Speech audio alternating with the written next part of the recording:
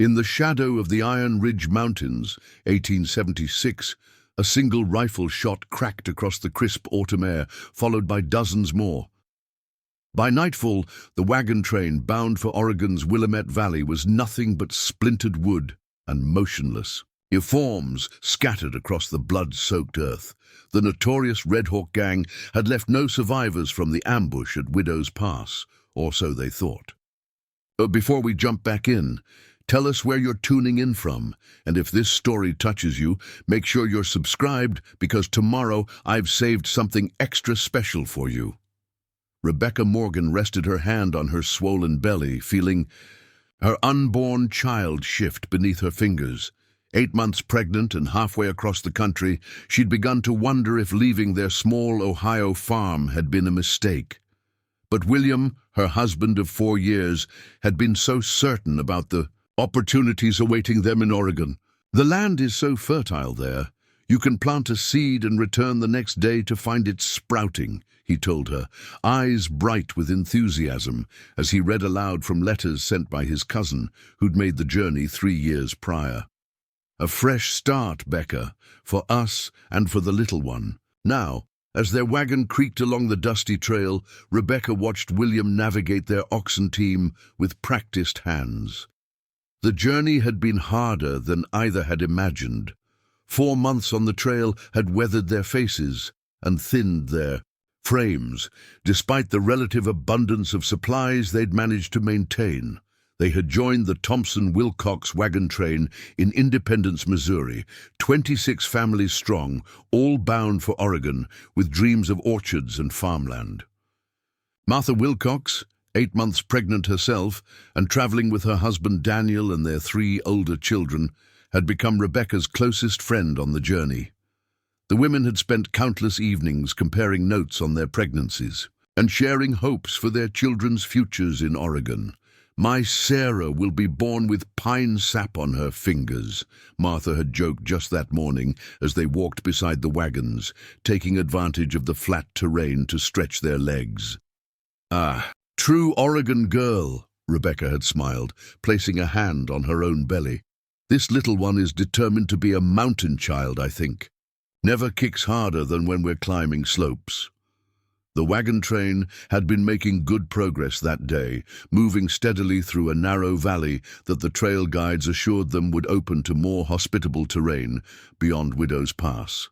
A twisted trail that wound between 2 steep cliffs before descending toward greener lands below, when her back began to ache more intensely than usual. Rebecca had fallen behind the main group. "I need to rest," she called to William. "Just for a few minutes. I'll catch up before you reach the pass." William had looked concerned, but nodded. "Don't stray far. We'll slow the pace once we get through the narrows. I'll just sit in that grove of pine trees," she replied, pointing to a small stand of evergreens about 50 yards from the trail. "The shade looks inviting." That simple decision, those few steps away from the rutted trail, had saved her life. Rebecca had just settled herself against the trunk of a tall pine, sighing with relief as she took weight off her swollen ankles when the first shot rang out. The sharp crack echoed between the mountain walls, followed immediately by shouting and more gunfire. Her first instinct was to run back to the wagons, back to William. But something made her freeze in place. Through the green needles, she could see riders emerging from hidden positions along the ridgeline above the pass. At least 20 men, faces obscured by bandanas, rifles in hand, descending upon the wagon train with ruthless efficiency. The sounds that followed would haunt Rebecca for the rest of her life. Screams, pleas for mercy, the crack of gunfire, the splintering of wood as wagons were ransacked. Trembling uncontrollably, she pressed herself against the ground behind the pine grove, one hand instinctively covering her mouth to stifle her sobs, the other wrapped protectively around her belly. Her child kicked violently as if sensing the danger. "Check for valuables, then burn what's left," called a deep voice with a slight northern accent. "Sullivan wants no trails leading back to us." From Her hidden vantage point, Rebecca could see a tall man with a russet beard directing the others. He sat atop a powerful black stallion, watching impassively as his men moved methodically from body to body, wagon to wagon. Minutes stretched into hours as Rebecca remained frozen in place, afraid to move, afraid to breathe too deeply. The afternoon. Sun began to sink behind the western mountains, casting long shadows across the valley.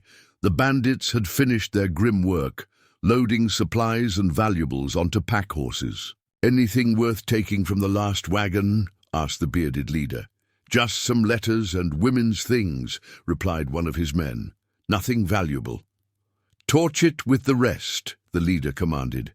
"Leave nothing but ash." As dusk settled over the massacre site, the bandits finally mounted their horses and rode north, following a trail different from the one the wagon train had been traveling. Rebecca remained hidden until the sound of hoofbeats had long faded.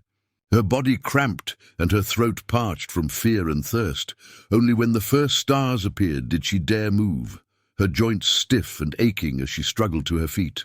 The baby had gone eerily still, and a fresh wave of terror washed over her. Placing both hands on her belly, she waited until she felt a subtle movement, then nearly collapsed with relief. "We're alive," she whispered. "We're still here." The words felt hollow as she forced herself to approach the scene of destruction. The wagons had been set ablaze, but the autumn dampness had prevented them from burning completely. Blackened frameworks stood like skeletons against the night sky. And worse, much worse, were the bodies. Rebecca moved through the carnage on trembling legs, searching desperately for William. She found him near their wagon, his green shirt darkened with blood, his kind face frozen in an expression of disbelief. A single shot to the chest had taken him from her. She knelt beside him, unable to speak, unable to weep, a void opening inside her that seemed to swallow all emotion. With gentle fingers, she closed his eyes and removed the brass compass his father had given him on their wedding day. It was still pointing north, measuring direction in a world that suddenly made no sense. "I'll tell our child about you," she finally whispered, tucking the compass into her dress pocket. "Every day they'll know who their father was." As night deepened, the reality of her situation began to sink in. She was alone, heavily pregnant, miles from the nearest settlement, with winter approaching in mountain country. The bandits had taken all the horses and oxen. Most of the food supplies had been stolen or destroyed, and she had no idea which direction led to safety. Moving mechanically, Rebecca searched through the wreckage, gathering anything that might help her survive. A charred blanket, a dented tin cup, a small knife overlooked by the bandits, a half loaf of bread that had somehow survived in an overturned chest, a metal canteen, dented but intact. The night air grew increasingly cold as she worked, the mountain winds cutting through her wool dress. Shelter, she needed shelter, especially with clouds gathering that promised rain by morning. Tying her meager supplies into a bundle using the blanket, Rebecca forced herself to think practically. The pine grove offered little protection from the elements. The remaining wagon frames were unstable and exposed. Her only option was to follow the narrow game trail she'd noticed earlier, leading up into the hills, hoping to find a rock overhang or some natural windbreak. With one last look at William's body, Rebecca pressed her hand to her lips, then to his forehead. "I don't know how, but I'll survive this," she promised him. "For our child, for us." The trail was difficult to follow in the darkness, but the rising moon provided just enough light to see a few feet ahead. Each step required careful consideration. A broken ankle now would mean certain death. After nearly an hour of slow progress, uphill, the path opened onto a small plateau dotted with scrub oak and boulders. Beyond them, the darker shadow of a rock face rose against the night sky. Exhaustion threatened to overwhelm her as she made her way toward the cliff, hoping to find some shelter at its base. The first drops of rain began to fall just as she reached the rocks. Running her hand along the rough stone, she moved sideways, searching desperately for any kind of overhang. Her fingers encountered empty space, a gap in the rock face. Heart pounding, Rebecca leaned forward to peer into the darkness. A cave opening, perhaps 5 feet high and nearly as wide, cut into the mountainside. She hesitated only briefly before the increasing rainfall made her decision for her. The cave's interior was dry and surprisingly deep, extending at least 15 feet into the mountain. As her eyes adjusted to the darkness, Rebecca could make out the roughly circular shape of the main chamber. The air carried an earthy, musky scent, but nothing immediately threatening. Setting down her small bundle of supplies, Rebecca sank to the ground, her back against the cave wall. For the first time since the massacre, she allowed herself to weep. Silent tears at first, then great heaving sobs that echoed in the stone chamber, releasing some measure of the grief and terror she'd been holding at bay. When the emotional storm finally subsided, exhaustion claimed her. She arranged the charred blanket beneath her as best she could, using her bundle of supplies as a pillow. As she drifted towards sleep, the baby began to move again, more gently now. "Just us now, little one," she murmured, placing a protective hand over her belly. "But we'll find a way." Outside, the rain intensified, drumming against the mountain and creating a curtain of water across the cave entrance. Inside, Rebecca fell into an exhausted sleep, unaware that the cave had been recently occupied or that its previous inhabitant would soon return. Rebecca woke with a start, momentarily disoriented by the unfamiliar stone walls surrounding her. Daylight filtered weakly through the cave entrance, revealing details she'd missed in the darkness. Scratch marks scoring the walls, a depression in the dirt floor lined with dried grasses and pine needles. Scattered bones in a far corner, the realization hit her with nauseating force. This wasn't just any cave, this was a wolf's den. Her breath caught as she frantically scanned the chamber for signs of the animal's recent presence. The bedding looked undisturbed for some time, the bones old and picked clean. Perhaps the wolf had already sought different shelter for the coming winter, or was out hunting. Either way, Rebecca knew she couldn't stay. Rising awkwardly to her feet, she gathered her meager supplies, wincing at the stiffness in her muscles. The events of yesterday crashed back into her consciousness. William, the wagon train, all those people, gone. A wave of dizziness washed over her, and she braced herself against the cave wall until it passed. She hadn't eaten since yesterday morning, and her canteen held only a few precious sips of water. Finding food and water had to be her priority, followed by safer shelter. The rain had stopped overnight, leaving behind a mist that clung to the mountainside and obscured the valley below. As Rebecca stepped cautiously from the cave, she tried to get her bearings. The plateau stretched before her, dotted with scrub oak and loose boulders. The path she'd followed upward was barely visible, a narrow track winding down toward where the massacre site would be. Beyond the plateau, the mountain continued upward, its peak lost in low clouds. Logic told her to head downhill, to follow the wagon trail forward to whatever settlement might lie ahead. But the thought of passing through the remains of the wagon train, of seeing William and the others again, made her stomach clench. And what if the bandits returned? Rebecca settled on a compromise.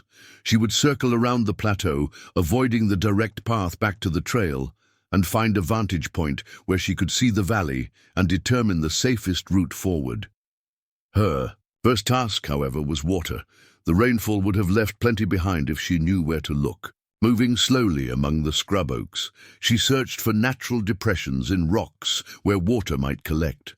After nearly 30 minutes, she found a small hollow in a granite outcropping filled with about 2 cups of relatively clear rainwater. Using a corner of her blanket as a filter, she carefully filled her canteen, then drank deeply from what remained in the rock basin.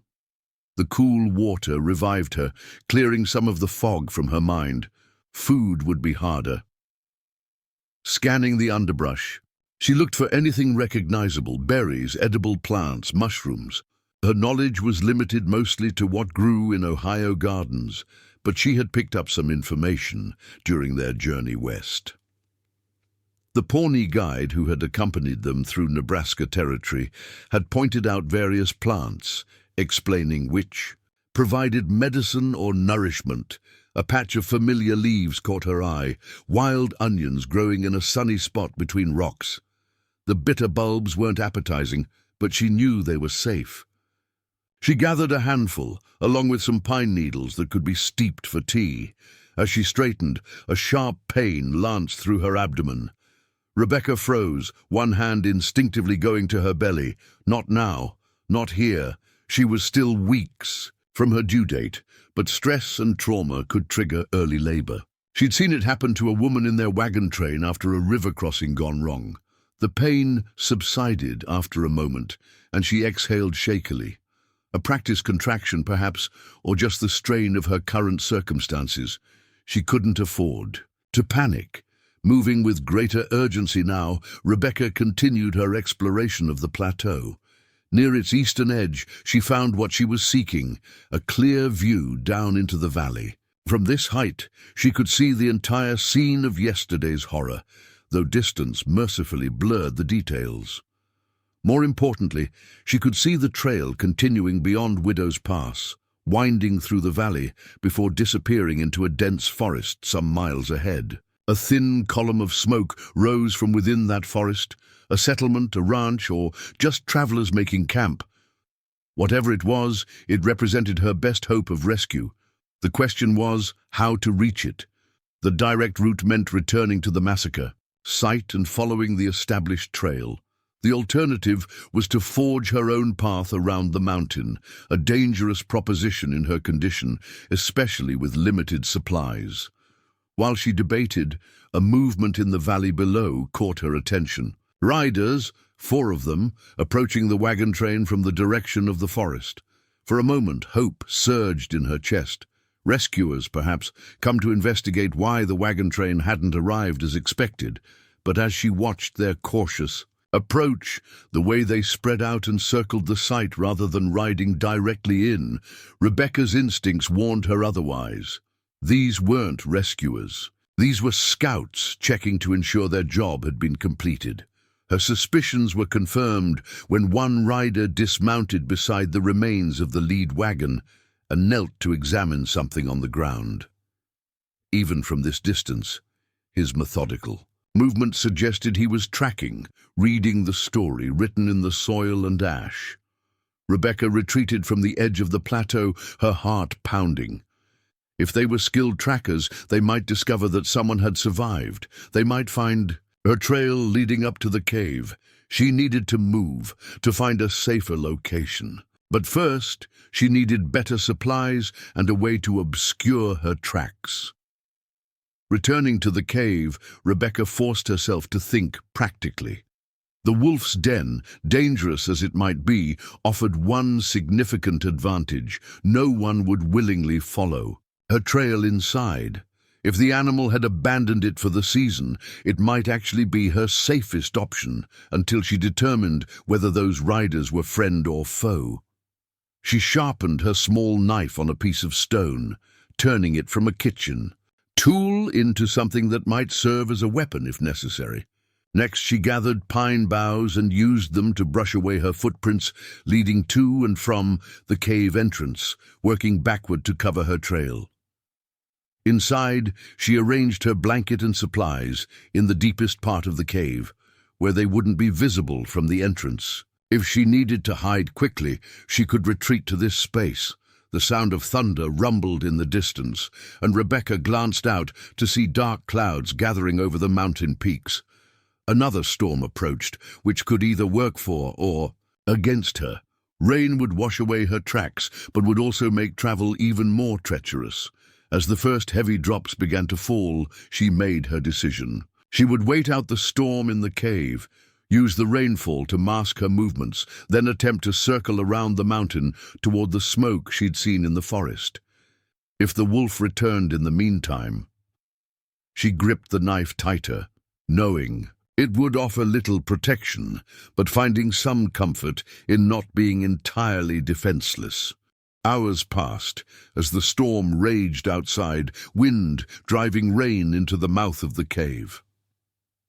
Rebecca used the time to rest and prepare, steeping pine needles in rainwater caught from the cave entrance to make a tea that helped ease her hunger and provided some nourishment. By late afternoon, the thunder had moved beyond the mountains, though a steady rain continued to fall. As Rebecca sat in the growing darkness, conserving her energy, a sound from the cave entrance made her blood run cold. Not the pattering of rain or the whistle of wind, but the deliberate crunch of a footstep on stone. She pressed herself deeper, into the shadows, knife clutched in her trembling hand. Had the riders found her trail despite her precautions? Or had the cave's rightful occupant returned? The silhouette that appeared against the grey light of the cave entrance belonged to neither bandit nor wolf. A man stood there, tall and broad-shouldered, rain dripping from the brim of his hat and the fringes of his buckskin jacket. In one hand he held a rifle, casually but ready. He remained perfectly still, allowing his eyes to adjust to the cave's interior. Preparing and narrating this story took us a lot of time, so if you are enjoying it, subscribe to our channel. It means a lot to us. Now back to the story. "I know you're in here," he said, his voice a low rumble that matched the fading thunder. "I saw your tracks before the rain washed most of them away." Rebecca remained motionless, knife still gripped in her trembling hand. The silhouette at the cave entrance neither advanced nor retreated. "I'm not with them," the stranger said, his voice softer now. "Not with the Red Hawk gang, the butchers who did that work down in the valley." Still, she didn't respond. Trust had become a luxury she couldn't afford. He sighed, then slowly lowered his rifle, setting it against the cave wall. "I've been tracking the Red Hawk gang for 4 months.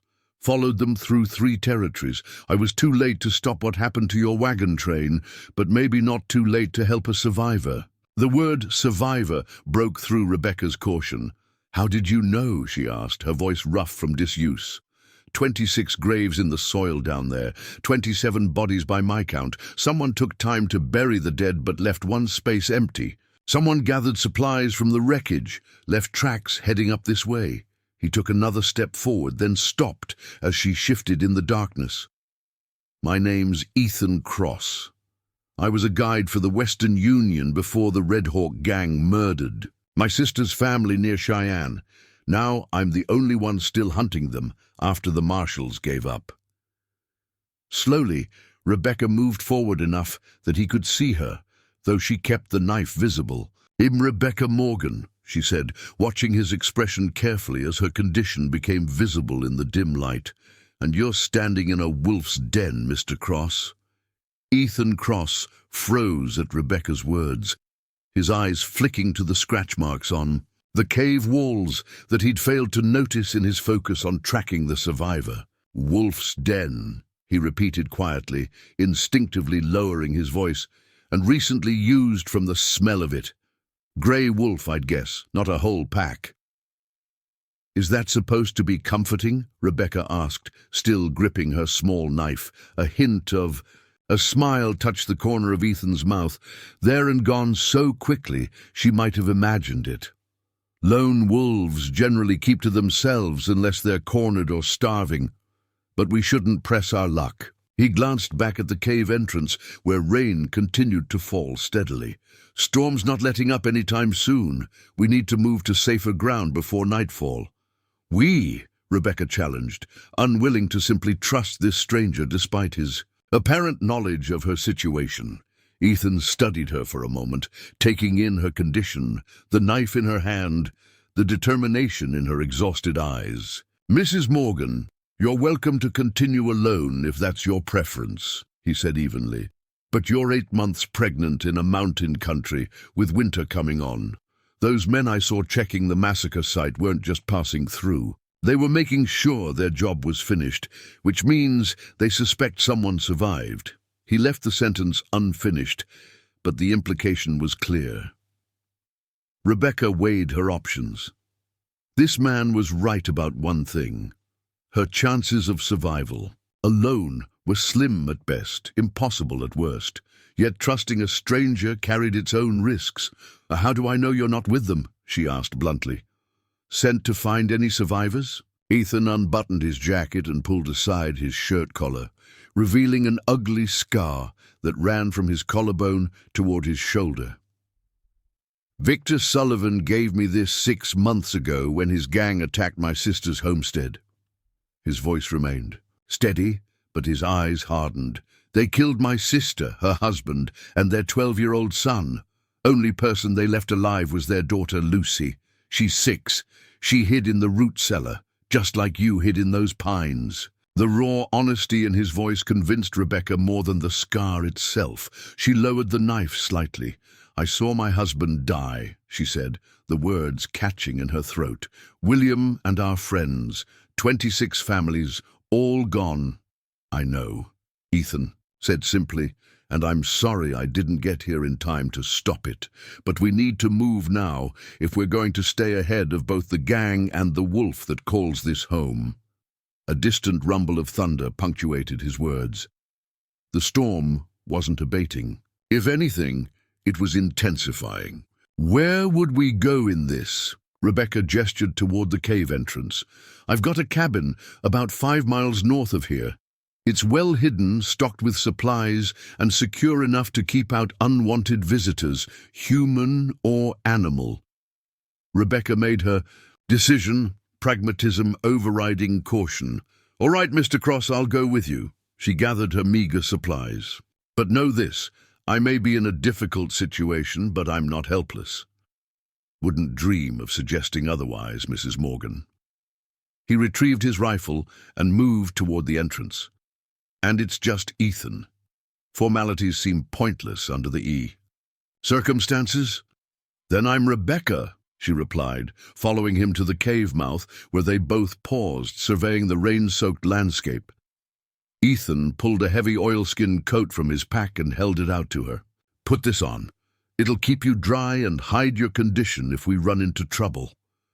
The coat enveloped her completely, the sleeves hanging well past her fingertips. It smelled of wood smoke, pine, and the indefinable scent of long days in the wilderness. She rolled the sleeves back enough to free her hands, grateful for the unexpected warmth. "We'll stick to rocky ground when we can," Ethan instructed as they set out, "and use the stream bed where it's not too dangerous. Water washes away tracks." They moved slowly through the downpour, Ethan constantly scanning their surroundings, occasionally adjusting their course to utilize natural cover or harder terrain that wouldn't hold footprints. He matched his pace to Rebecca's, offering a steady arm when the path grew slippery or steep. After an hour of difficult progress, Rebecca's strength began to flag. Her legs trembled with each step, and spots danced before her eyes. Ethan noticed immediately. "We'll rest a moment," he said, guiding her beneath the shelter of a massive cedar, where the ground remained relatively dry. From his pack, he produced a small tin of jerky and a flask. "Eat something. It's buffalo, tough but nourishing." Rebecca accepted the offering gratefully, discovering how ravenous she truly was as she chewed the dried meat. The flask contained water sweetened with what tasted like wild honey. "A trick I learned from a Shoshone guide," Ethan explained when she commented on the flavor. "Adds energy when you need it most." As she rested, he disappeared briefly, returning with several large leaves which he twisted into a rough cup shape. "Drink," he said, collecting fresh rainwater in the leaf cup and offering it to her. "Dehydration is dangerous, especially in your condition." The thoughtful gesture, so simple yet so essential, brought unexpected tears to Rebecca's eyes. After the brutality she'd witnessed, this small kindness felt almost unbearable. Ethan pretended not to notice her emotional response, busying himself with checking their back trail instead. His restraint granted her the privacy to compose herself. "We've got about 3 more miles," he said when she indicated she was ready to continue. "The worst of the terrain is behind us now." The rain began to ease as they resumed their journey, though low clouds still obscured the mountain peaks. Ethan led them through a series of switchbacks that climbed gradually along the mountainside, eventually bringing them to a narrow saddle between 2 ridges. "Just over this rise," he said, pointing ahead. As they crested the saddle, Rebecca saw their destination, a small cabin tucked against the mountainside, so perfectly positioned that it blended into the natural rock formation behind it. A casual observer might miss it entirely unless they knew exactly where to look. "It's not much," Ethan said as they approached the structure. "Just a trapper's cabin I've modified over the years, but it's solid, dry, and defensible." The cabin proved to be larger than it first appeared, with sturdy log walls and a stone chimney. 2 small windows, shuttered from within, flanked a heavy wooden door secured with an iron latch. Ethan unlocked the door, standing aside to allow Rebecca to enter first. The interior was simple but surprisingly comfortable. A stone fireplace with cooking hooks, a sturdy table with 2 chairs, shelves stocked with provisions, and a narrow bed built into one wall. Furs and woven blankets provided warmth, while an array of tools and weapons hanging from wall pegs spoke to the practical nature of the cabin's usual occupant. "You'll take the bed," he said, moving to light a fire in the hearth. "I'll use my bedroll near the door." Rebecca sank gratefully onto a chair, removing the oversized coat now that they were safely indoors. The warmth from the growing fire gradually chased the chill from her bones as she watched Ethan move efficiently around the small space, hanging their wet garments to dry and preparing what smelled like a venison stew from preserved ingredients. It said you've been tracking the Red Hawk gang for months," she said finally. "How many of them are there?" Ethan added herbs to the pot before answering. 14 that I know of. Victor Sullivan leads them. His brother Raymond is second in command. The one with the russet beard you might have seen giving orders during the attack. They mentioned someone named Sullivan," Rebecca confirmed. "Said he wanted no trails leading back to them." Ethan nodded grimly. "That's their pattern. They don't just rob, they eliminate anyone who could identify them. The territorial authorities have been searching for them for 3 years, but the gang moves between jurisdictions, and the mountains provide too many places to hide." "Why haven't you gone to the law with what you know?" A shadow crossed Ethan's weathered face. "I tried. County Sheriff in Cheyenne took my statement, forwarded it to the territorial marshal. 3 weeks later, the marshal's office declared the case closed, blamed it on Sioux raiders despite evidence. To the contrary." He stirred the pot with more force than necessary. "Found out later that Victor Sullivan has connections to powerful men in the territorial government, men who benefit from the gang's activities. Some say the governor's own brother receives a percentage of their take." Rebecca absorbed this information with a growing alarm. "So there's no justice to be had through proper channels?" "Not for folks like us," Ethan confirmed, "which is why I've been tracking them myself. I was close to finding their main camp when they suddenly changed course and headed toward Widow's Pass. I followed, but—" He gestured vaguely toward the direction of the massacre site. "I was too late. They took something from the surveyors." "Wagon," Rebecca said. "I heard them arguing about a strongbox they couldn't open right away. One of them said it contained land deeds." Ethan's head snapped up, his attention sharpened. "Land deeds? What kind of land deeds?" "I don't know for certain, but the surveyor, Mr. Patterson, mentioned during our journey that he'd been commissioned to verify boundaries for new settlement areas. Something about recent treaties with the Blackfoot that opened territories near the Snake River." "That explains it," Ethan said, understanding the dawning on his face. "If Patterson had official deeds and boundary claims for that land, those documents would be worth a fortune to certain interests in Portland. The Red Hawk gang must have learned about them somehow." So 26 families died for some pieces of paper, Rebecca said bitterly. People have died for less, Ethan replied, his tone equally grim. But this gives us an advantage. If they're transporting valuable deeds, they won't risk the main trails where they might encounter military patrols. They'll stick to hidden routes, routes I know as well as they do. He ladled stew into a wooden bowl and handed it to Rebecca. Eat, regain your strength. Tomorrow we need to decide our next move. As she ate the surprisingly flavorful stew, Rebecca considered the strange turn her life had taken.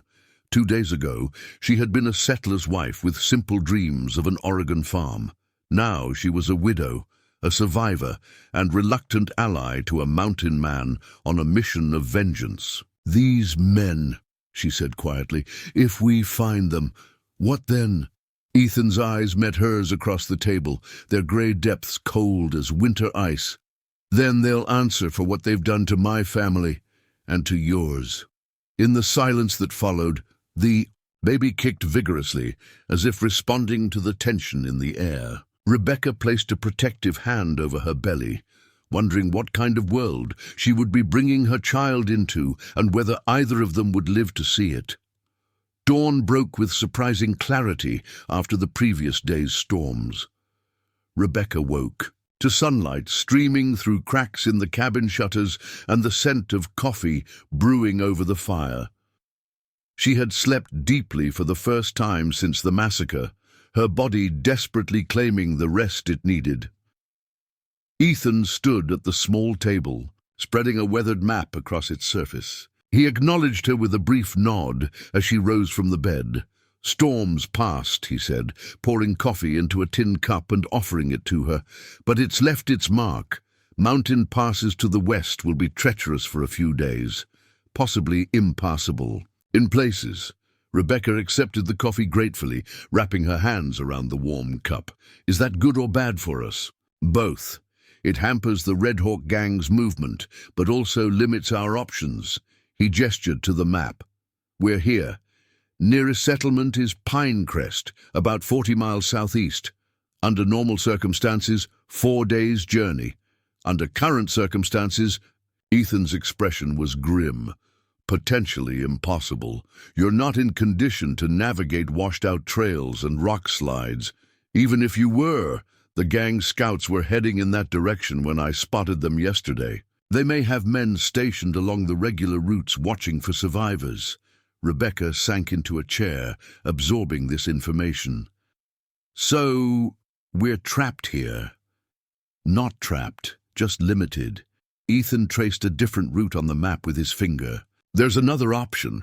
Northeast of here, about 25 miles, there's a Nez Perce winter camp. The chief, Grey Hawk, is known to me. We traded together when I guided for the Western Union. A native camp. Would they welcome strangers? Not typically, but I once helped Grey Hawk's youngest son when he was caught in a flash flood. The debt between us remains open." Ethan studied the map intently. "The trail there is less affected by the storms, and the gang avoids Nez Perce territory. Too many warriors, too well organized. What would we do there? I can't stay in a native camp indefinitely." "No, but you could stay until after your child is born." Ethan's eyes flicked briefly to her swollen belly. "Grey Hawk's people have skilled healers.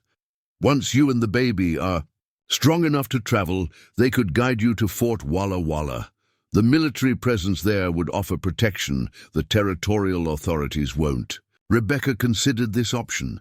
The prospect of giving birth in a native camp was intimidating, but perhaps no more so than the alternatives. "And what would you do while I'm with the Nez Perce?" Ethan's jaw tightened. "Continue tracking the Red Hawk. Gang, with you and your child safely away, I can move faster, take more risks." Rebecca recognized what he wasn't saying, that he intended to confront the gang alone, likely at the cost of his own life. The realization bothered her more than she expected. Before she could respond, a sound outside the cabin brought them both to alert. the distinctive crunch of a footstep on dried pine needles, too deliberate to be wildlife. Ethan moved silently to the window, easing the shutter open just enough to peer outside. His body tensed as he signaled for Rebecca to remain silent. Dropping to a crouch, he retrieved his rifle and checked that it was loaded. 3 riders, he whispered, moving slow, checking the ground. Not Nez Perce. They're dressed like ranchers, but their horses are too fine. Rebecca's heart pounded. The gang? Ethan nodded grimly. Scouts, most likely. They must have found a sign of our passage yesterday despite the rain. What do we do? We can't outrun them, not with your condition. And once they find this cabin, they'll search it thoroughly. He glanced around the small space, his mind clearly racing through options. There's a root cellar beneath the floor. Small, but you could hide there while I lead them away. Lead them away? They'll kill you.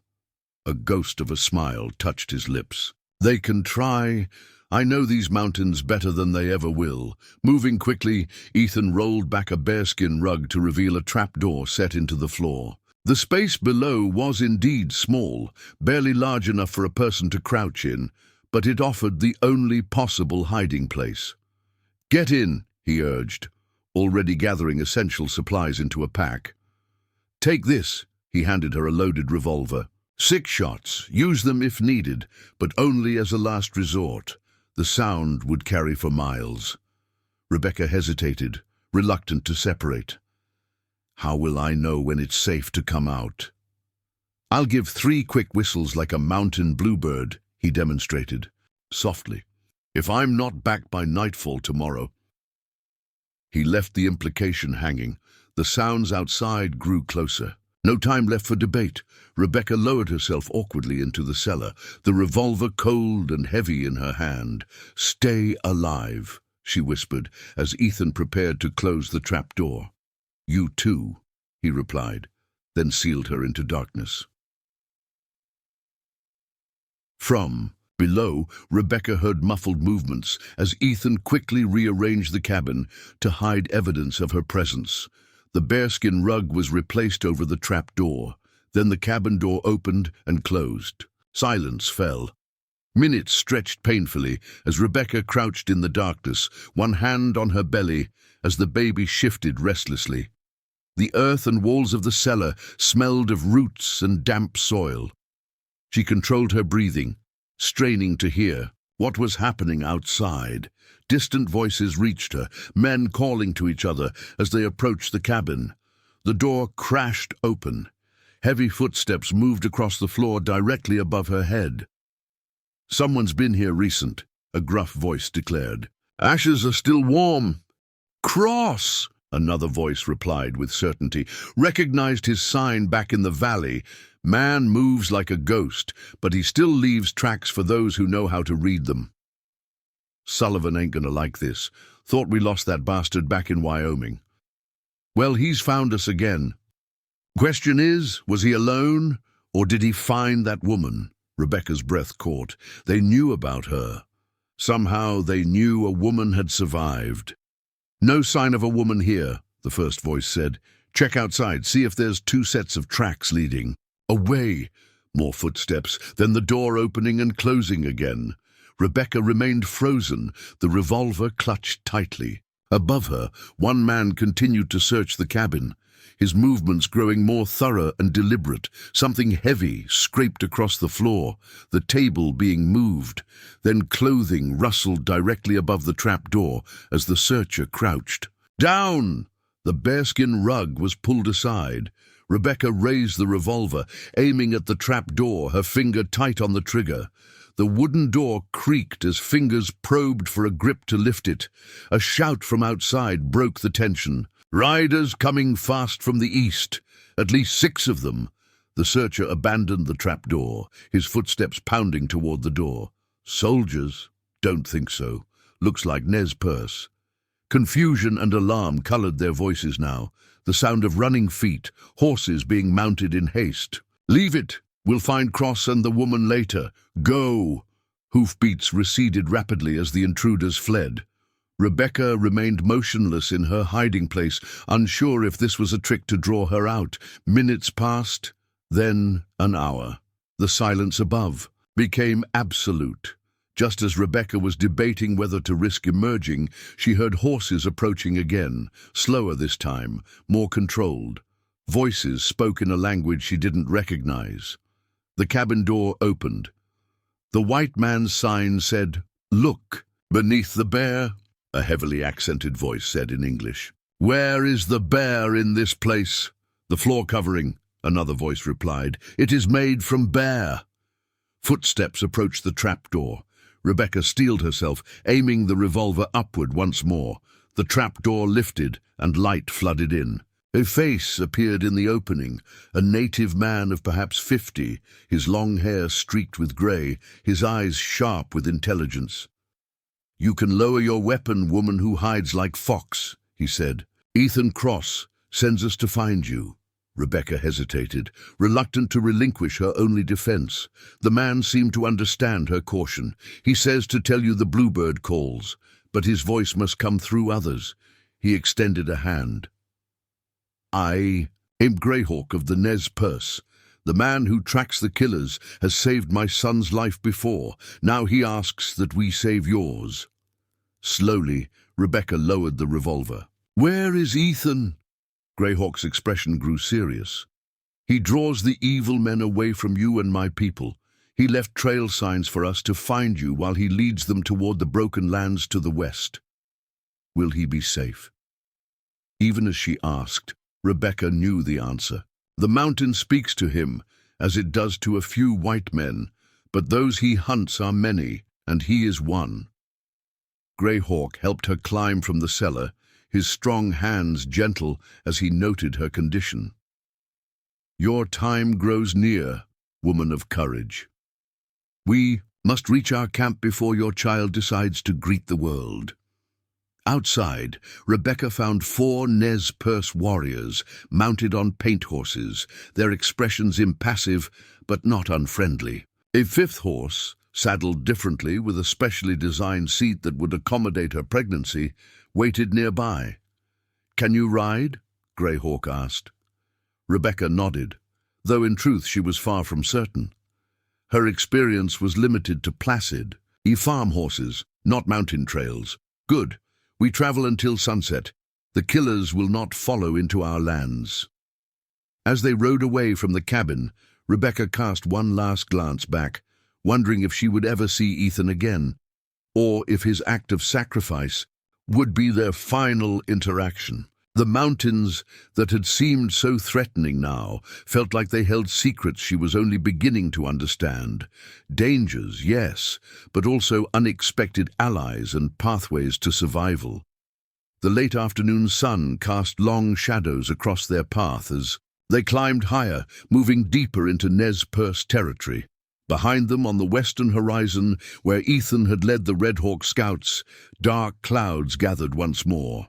A storm was brewing, both literally in the mountains and figuratively in the conflict that had drawn them all into its vortex. As they rode, Greyhawk kept a steady pace beside Rebecca, his weathered face revealing little emotion. Yet occasionally, his eyes would scan her posture, noting her discomfort with the practiced assessment of someone accustomed to evaluating physical endurance.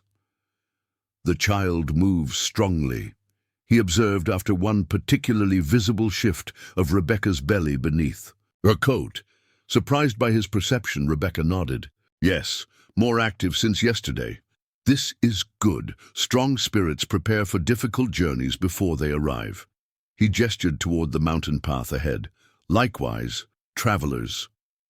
"Your English is very good," Rebecca remarked, seeking conversation. To distract herself from the growing ache in her back, Greyhawk's expression remained impassive, but something flickered in his eyes. Memory, perhaps, or old pain. "I spent 2 winters at the white man's school when I was young, before I understood that some knowledge carries a high price." He adjusted his horse's direction slightly to navigate a rocky section. "Later, I guided for the railroad surveys. That is where I met Cross. He said he helped your son. Greyhawk nodded once, sharply. 3 summers passed. My youngest, Swift Arrow, was caught when the mountain face broke apart during a hunt. His leg was crushed beneath stone. The other White. Guide said to leave him, that he would die anyway. His voice remained even, but his knuckles whitened on the reins. Cross stayed, worked through the night to free my son, carried him for 2 days to our camp. The story filled in another piece of the complex man who had saved her life. He seems to have a habit of rescuing people, Rebecca said softly. He carries ghosts, Greyhawk replied. Some men run from such spirits. Others seek to balance them with actions. He glanced at her. You carry ghosts now, too. The blunt assessment struck Rebecca with unexpected force. Yes, she carried ghosts. William, their friends, the future they had planned together. And like Ethan, she was finding that survival required more than simply continuing to breathe. It demanded purpose. They crested a ridge that offered a sweeping view of the valley below. In the distance, a cluster of lodges stood beside a winding river, smoke rising from cook fires into the clear air, the Nez Perce winter camp. We will reach our people by nightfall, Greyhawk announced. My wife, Morning Star, will prepare a place for you. She has brought many children into the world, both our people and others. The thought of giving birth among strangers was terrifying, yet strangely comforting compared to the alternative of facing it alone in the wilderness. Rebecca found herself suddenly overwhelmed with gratitude for this unexpected turn of events. Thank you, she said simply, for helping a woman you don't know. Greyhawk was silent for a long moment before responding. When the Great War between white men ended, an army captain came to our autumn grounds. He said we must move to new lands set aside for us, lands with poor hunting and little water. His eyes remained fixed on the distant camp. When our elders refused, he ordered his men to burn our lodges and shoot our horses. Rebecca listened, uncertain why he was sharing this painful history. A white woman was with him, the captain's wife. When she saw our children running from the flames, she stood between our people and the soldiers' rifles. She shamed her husband before his men until he ordered them to stop. Greyhawk finally turned to meet Rebecca's gaze. I do not know what became of that woman, but my youngest daughter lived because of her courage. Not all people are the same, Rebecca said quietly, regardless of where they come from. This is a truth many forget. Greyhawk nudged his horse. Forward. Come, the path grows steeper before it eases. As they descended toward the valley, one of the warriors who had been scouting ahead returned at a gallop, speaking rapidly in Nez Perce. Greyhawk's expression darkened as he listened. What is it? Rebecca asked, fear clutching at her heart. The Red Hawk gang? No! Yellow sickness flags at the trading post in the eastern valley. Greyhawk's tone was grim. Smallpox. The trader sends a warning to stay away. The news sent a ripple of tension through the small group. Disease had devastated native populations repeatedly over the decades, a fact Rebecca knew well from stories that had reached even her Ohio home. Will this change our course? She asked. No, but it closes another path that might have helped cross. When he returns, Greyhawk signaled to his men, who spread out in a protective formation around Rebecca.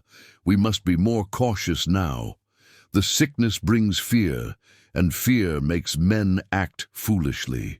As they continued their journey, Rebecca felt the baby shift again, a rolling movement followed by a sharp kick just beneath her ribs. The discomfort was familiar, but something felt different, more intense, more purposeful. A twinge of pain wrapped around her lower back, then faded. She took a deep breath, trying to assess whether this was simply the strain of riding or something more significant. The mountains around them, beautiful but unforgiving, suddenly seemed to close in, emphasizing how far she was from anything familiar.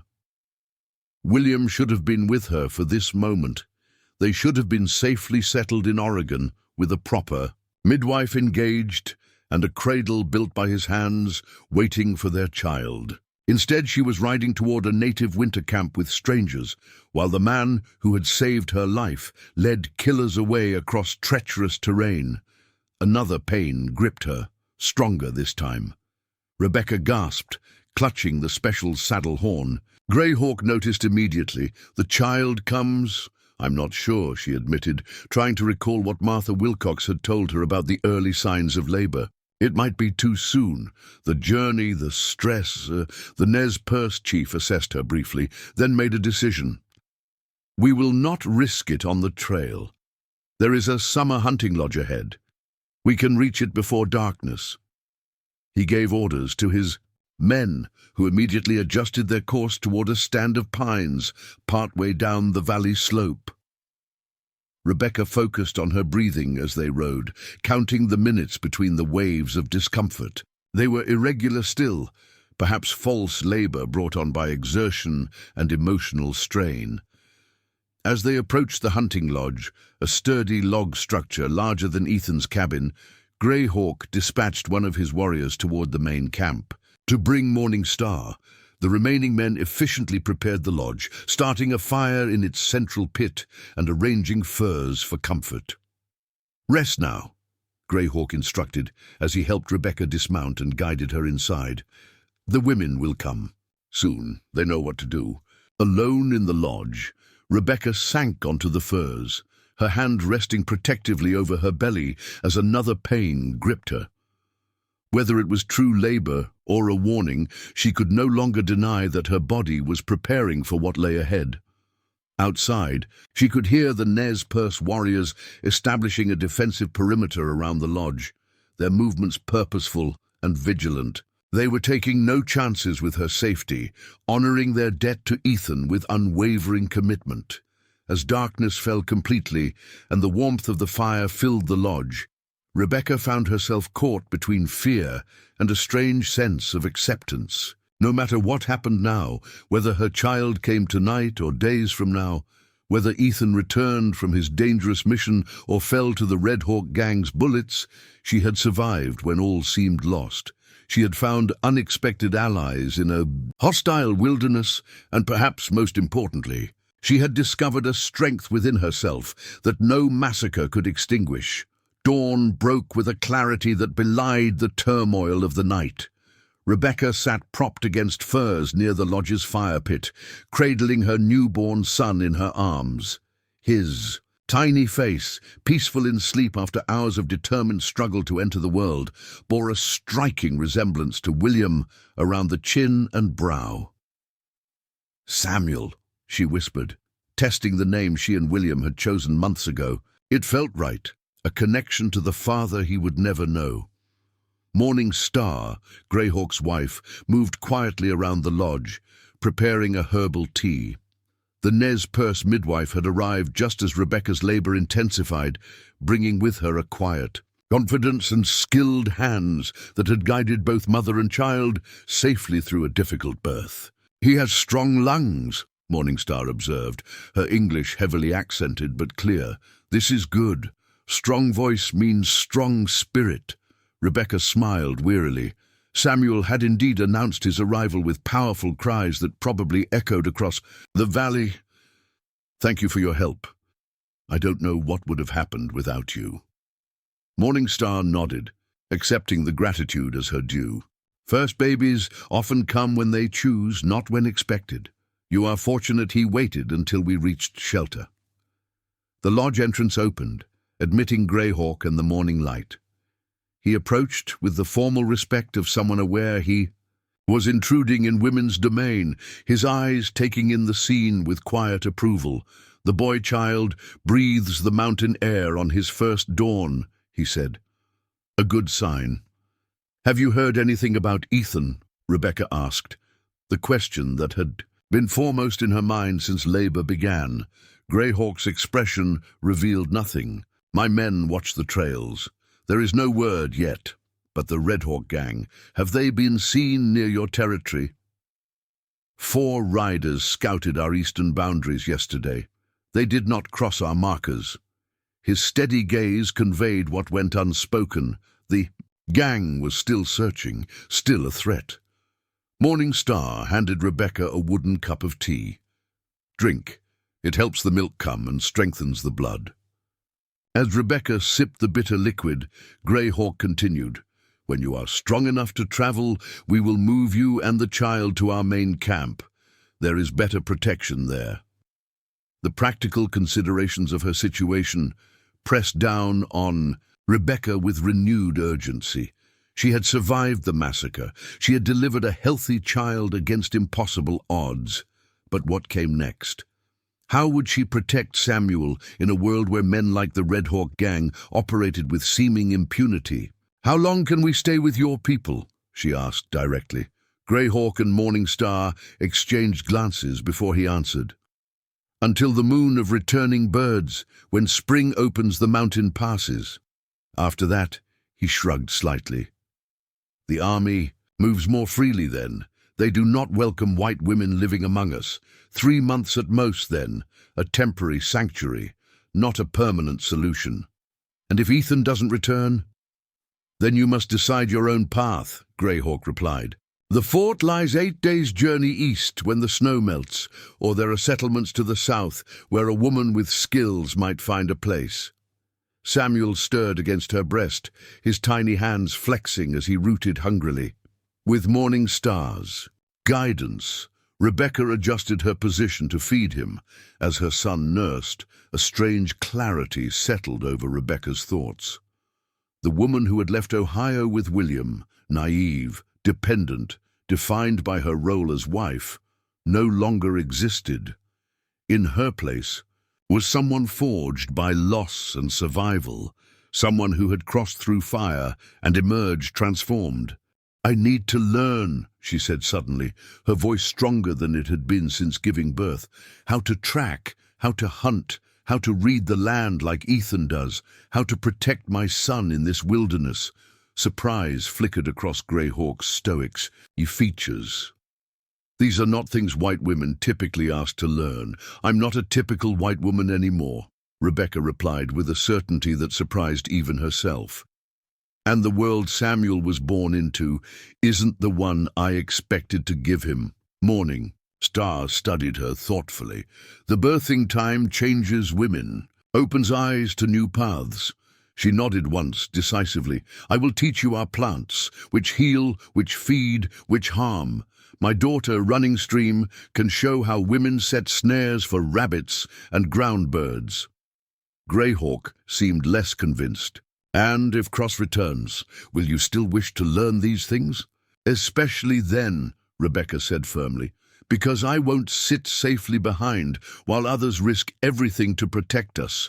Not anymore." Something like respect showed in the chief's eyes before he nodded and departed, leaving the women and infant to their necessary rest.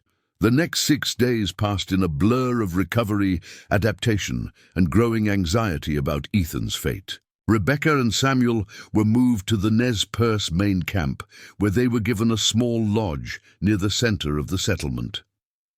The Nez Perce women, initially cautious, gradually accepted Rebecca's presence as they witnessed her determination to learn their ways. True to her word, Morning Star began teaching Rebecca about medicinal plants, showing her how to identify winter herbs that could be harvested even beneath snow. Running Stream, a young woman of perhaps 18, with sharp eyes and quicker hands, demonstrated the setting of rabbit snares and explained how to process the small game for both meat and fur. Rebecca absorbed these lessons with an intensity born of necessity. Each new skill represented another chance for Samuel's survival if they found themselves alone again. Each day without word of Ethan increased the likelihood that she would indeed need to rely solely on herself.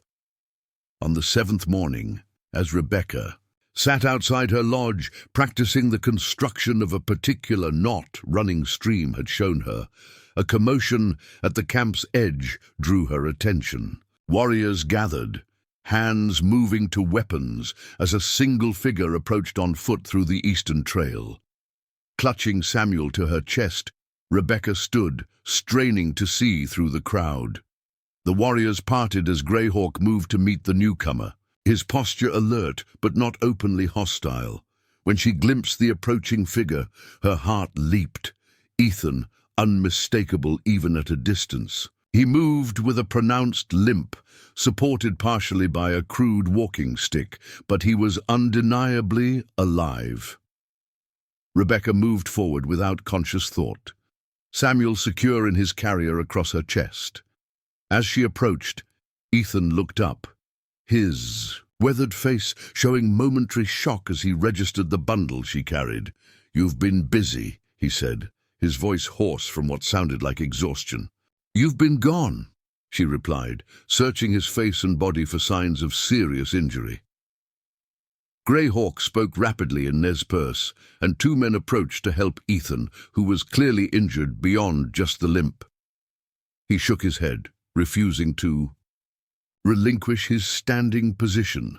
"The Red Hawk Scouts?" Rebecca asked, dreading the answer. "Won't be reporting back to Sullivan?" Ethan replied with grim certainty. The flat statement carried unmistakable finality. "Are you being followed?" Greyhawk asked sharply. "No," Ethan said, "but the main gang will know something's wrong when their scouts don't return. They'll send more men. You need food and rest," Rebecca said, noticing how Ethan's gaze kept returning to Samuel's tiny face. "This is Samuel," she added softly. "He arrived the night after you left." Something flickered in Ethan's eyes, a complex mixture of pain, relief, and something deeper she couldn't quite identify. Without speaking, he reached out a tentative finger to touch the edge of the blanket wrapping the infant. "He has his father's chin," Ethan observed quietly, "and his mother's stubbornness," Morningstar added as she approached. "Come, your wounds need tending."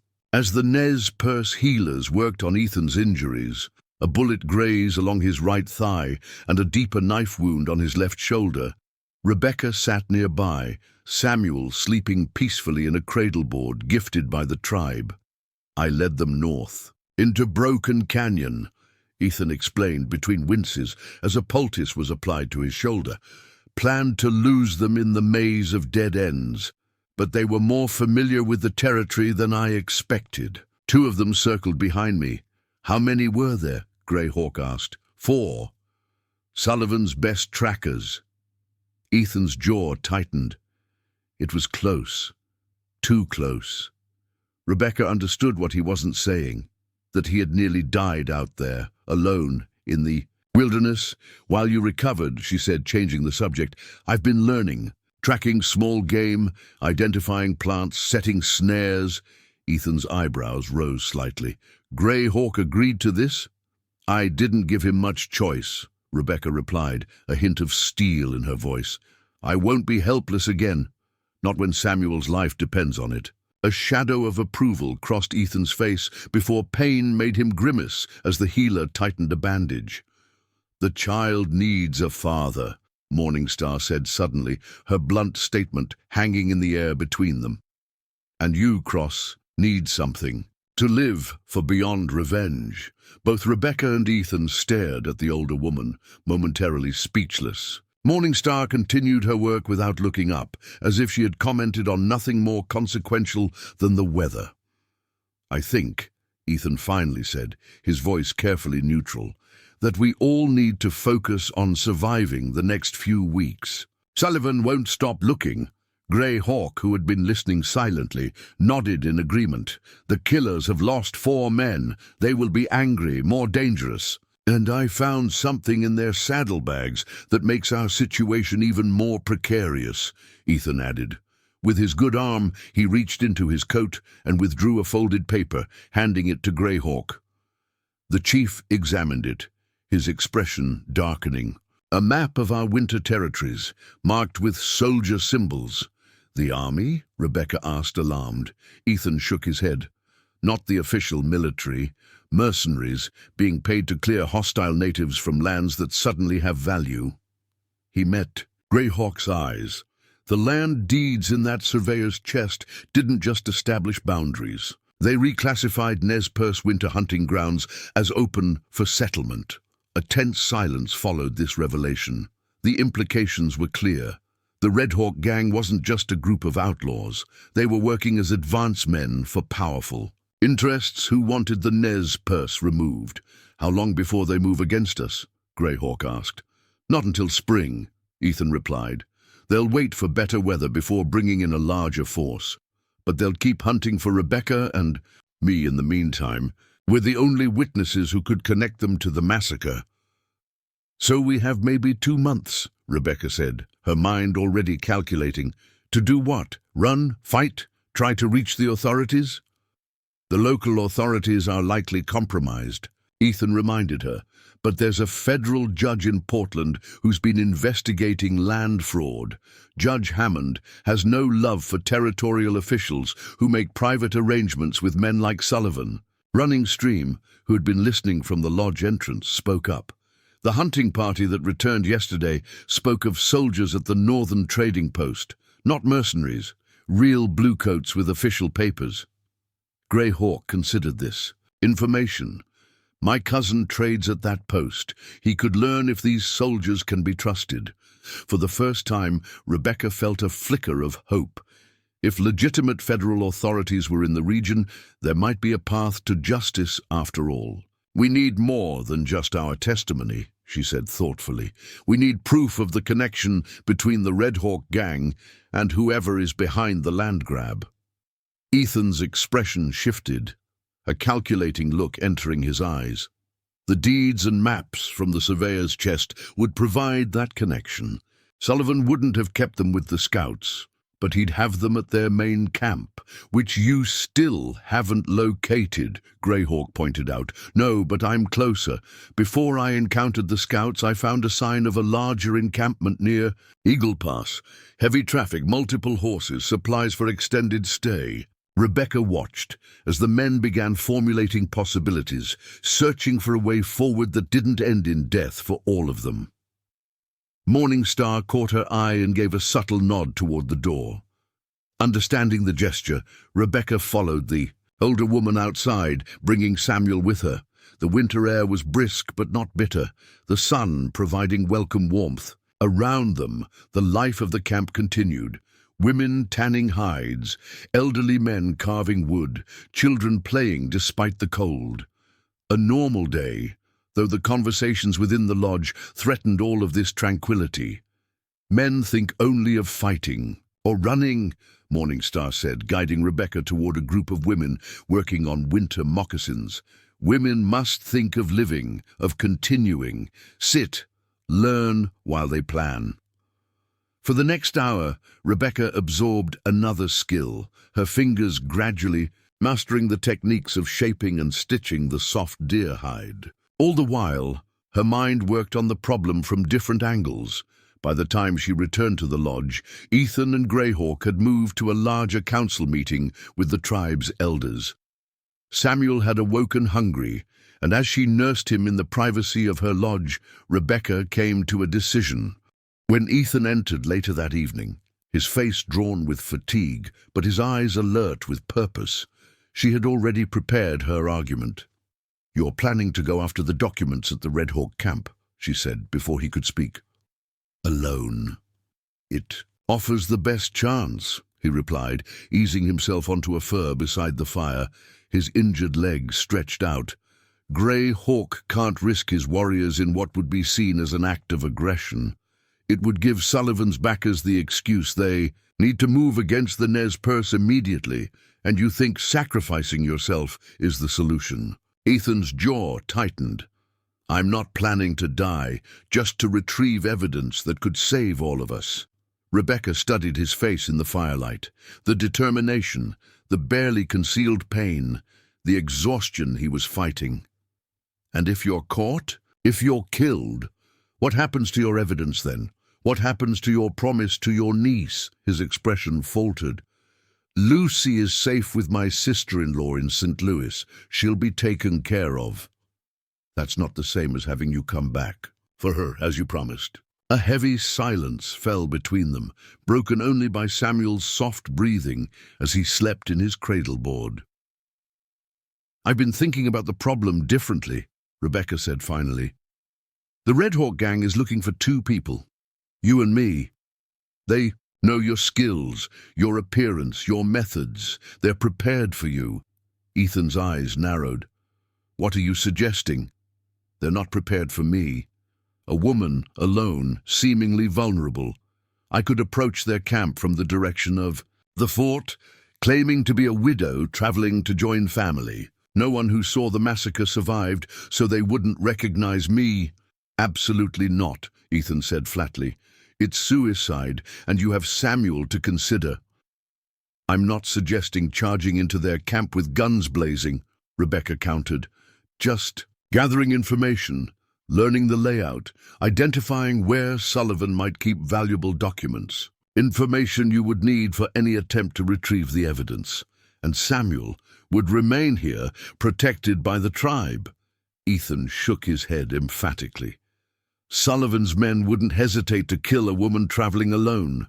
Widow's story. Or not, they're not taking chances, which is why I wouldn't be alone, Rebecca continued. Morning Star suggested something today that made me think. The Nez Perce women trade at the same posts as white settlers. With the right clothing, the right companion, I could pass as a mixed-blood woman traveling with her Nez Perce aunt. The idea clearly caught Ethan off guard. You've discussed this with Morning Star? She suggested it before I even formed the plan. The Nez Perce have their own stake in this fight.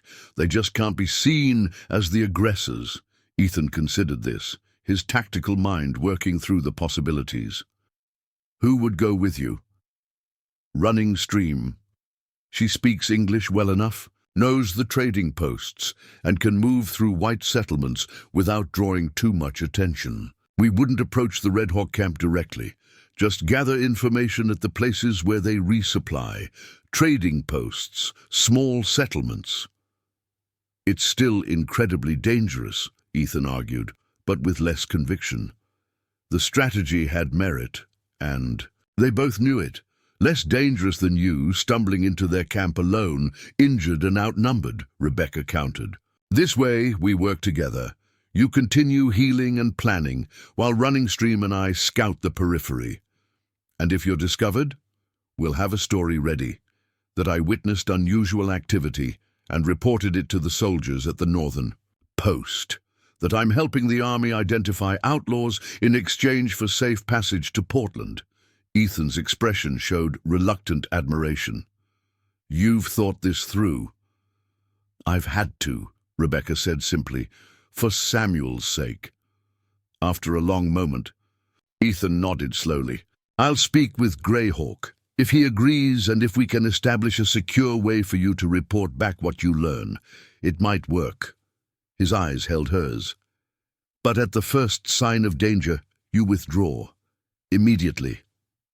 Agreed, Rebecca said, relief. Washing through her, she had expected a much harder fight. You're not the same woman I found in that wolf den, Ethan observed quietly.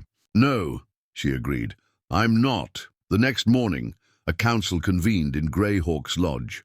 Rebecca presented her plan to the tribal elders, with Running Stream at her side. The young woman had readily agreed to accompany Rebecca, her eyes bright, with the determination of youth and the wisdom of one raised to face hardships directly. The woman's plan has merit, Greyhawk said after a lengthy discussion, but it requires careful preparation. 2 women traveling alone will draw attention, regardless of their story. 3 women would be less suspicious, Morningstar suggested. I will accompany them as far as the trading post. My presence will lend credibility to their story among both our people and the whites. One of the elders raised an objection in Nez Perce. Greyhawk responded at length, his tone firm but respectful. Rebecca caught enough of the exchange to understand. The concern, placing 3 women at risk, seemed foolhardy to some. The risk exists whether we act or not, Morningstar replied in English, clearly intending her words for Rebecca and Ethan as much as for her people.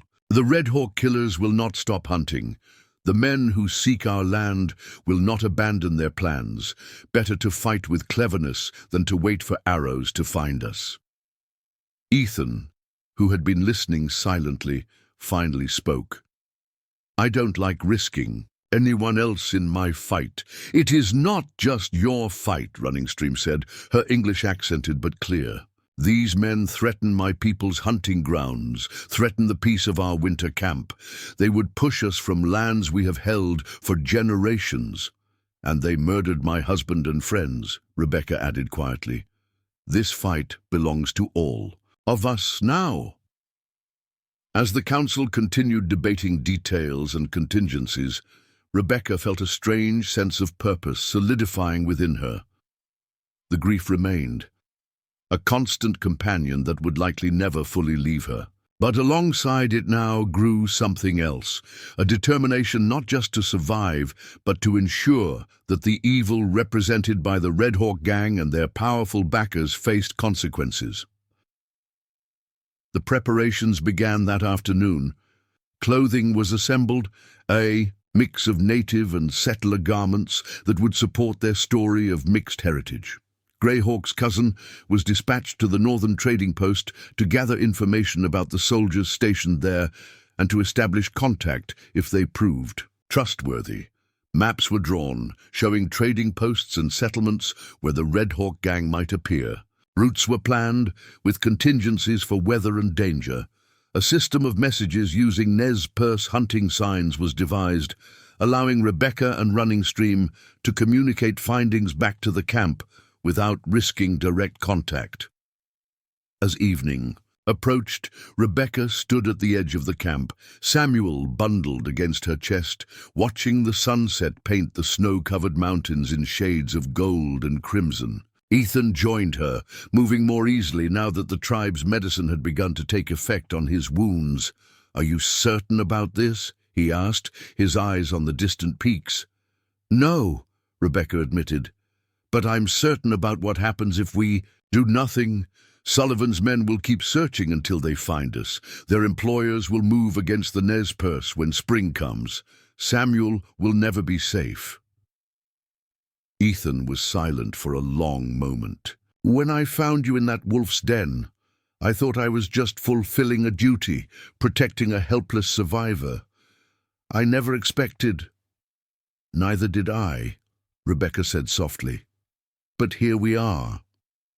"Here we are," he echoed, his hand tentatively finding hers in the fading light. "Planning a dangerous mission instead of running for safety." Rebecca's fingers tightened around his. "I'm done running. The Red Hawk gang took everything from me except Samuel and my life. I won't give them a moment's peace until they've answered for what they've done." The steel in her voice matched the resolve that had been forged through trials most would find unbearable. She was no longer just a survivor. She had become a fighter, strategist, mother, and avenger. 3 days later, as dawn broke clear and cold over the mountains, Rebecca stood beside Running Stream and Morning Star, prepared for departure. Samuel, wrapped in the finest furs the tribe could provide, was being held by an elderly woman known for her skill with infants. He would remain under the protection of the tribe and Ethan until Rebecca returned. Ethan approached, his limp less pronounced, but his expression grave. 6 days, he said, his tone leaving no room for debate. "If you haven't returned or sent word by then, I'm coming after you." "We'll be back before then," Rebecca assured him, her confidence higher than she truly felt, "with the information we need to end this." As she bent to kiss Samuel's forehead one last time, whispering promises of return in his tiny ear, Rebecca felt rather than saw Ethan's hand move briefly to touch her shoulder, a gesture of support and something more complex that neither of them was ready to name. The 3 women mounted their horses, Rebecca riding the same specially designed saddle that had carried her to safety days earlier. As they prepared to depart, Greyhawk approached and handed Rebecca a small leather pouch. "Wear this," he instructed. "It carries medicine for protection and clear thinking.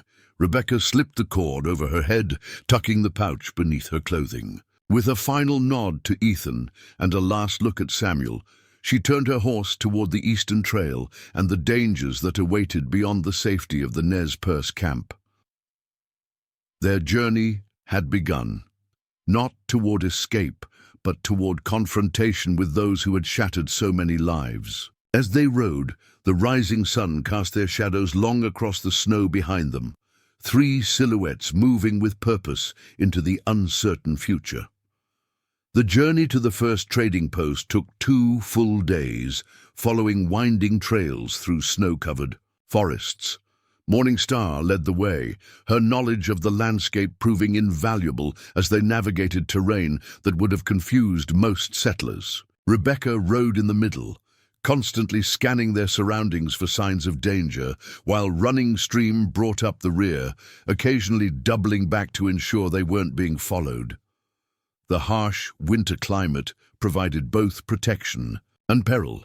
Few travelers ventured into the mountains during this season, reducing the chance of chance encounters with the Red Hawk gang. However, the cold itself posed a constant threat, requiring careful management of their resources and frequent stops to warm themselves.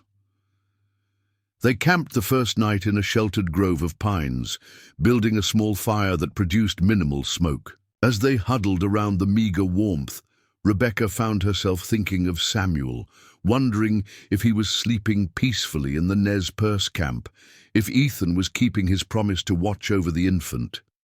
The separation carved an ache in her chest, but she pushed the pain aside, focusing instead on their mission. "Tomorrow, we reach Wilson's trading post," Morning Star said, passing a cup of pine needle tea to Rebecca.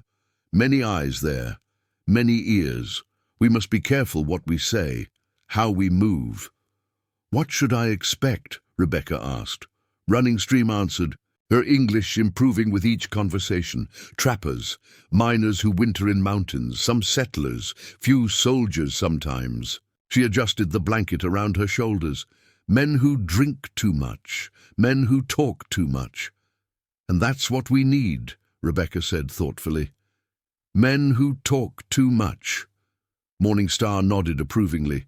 "You learn quickly, daughter of sorrow."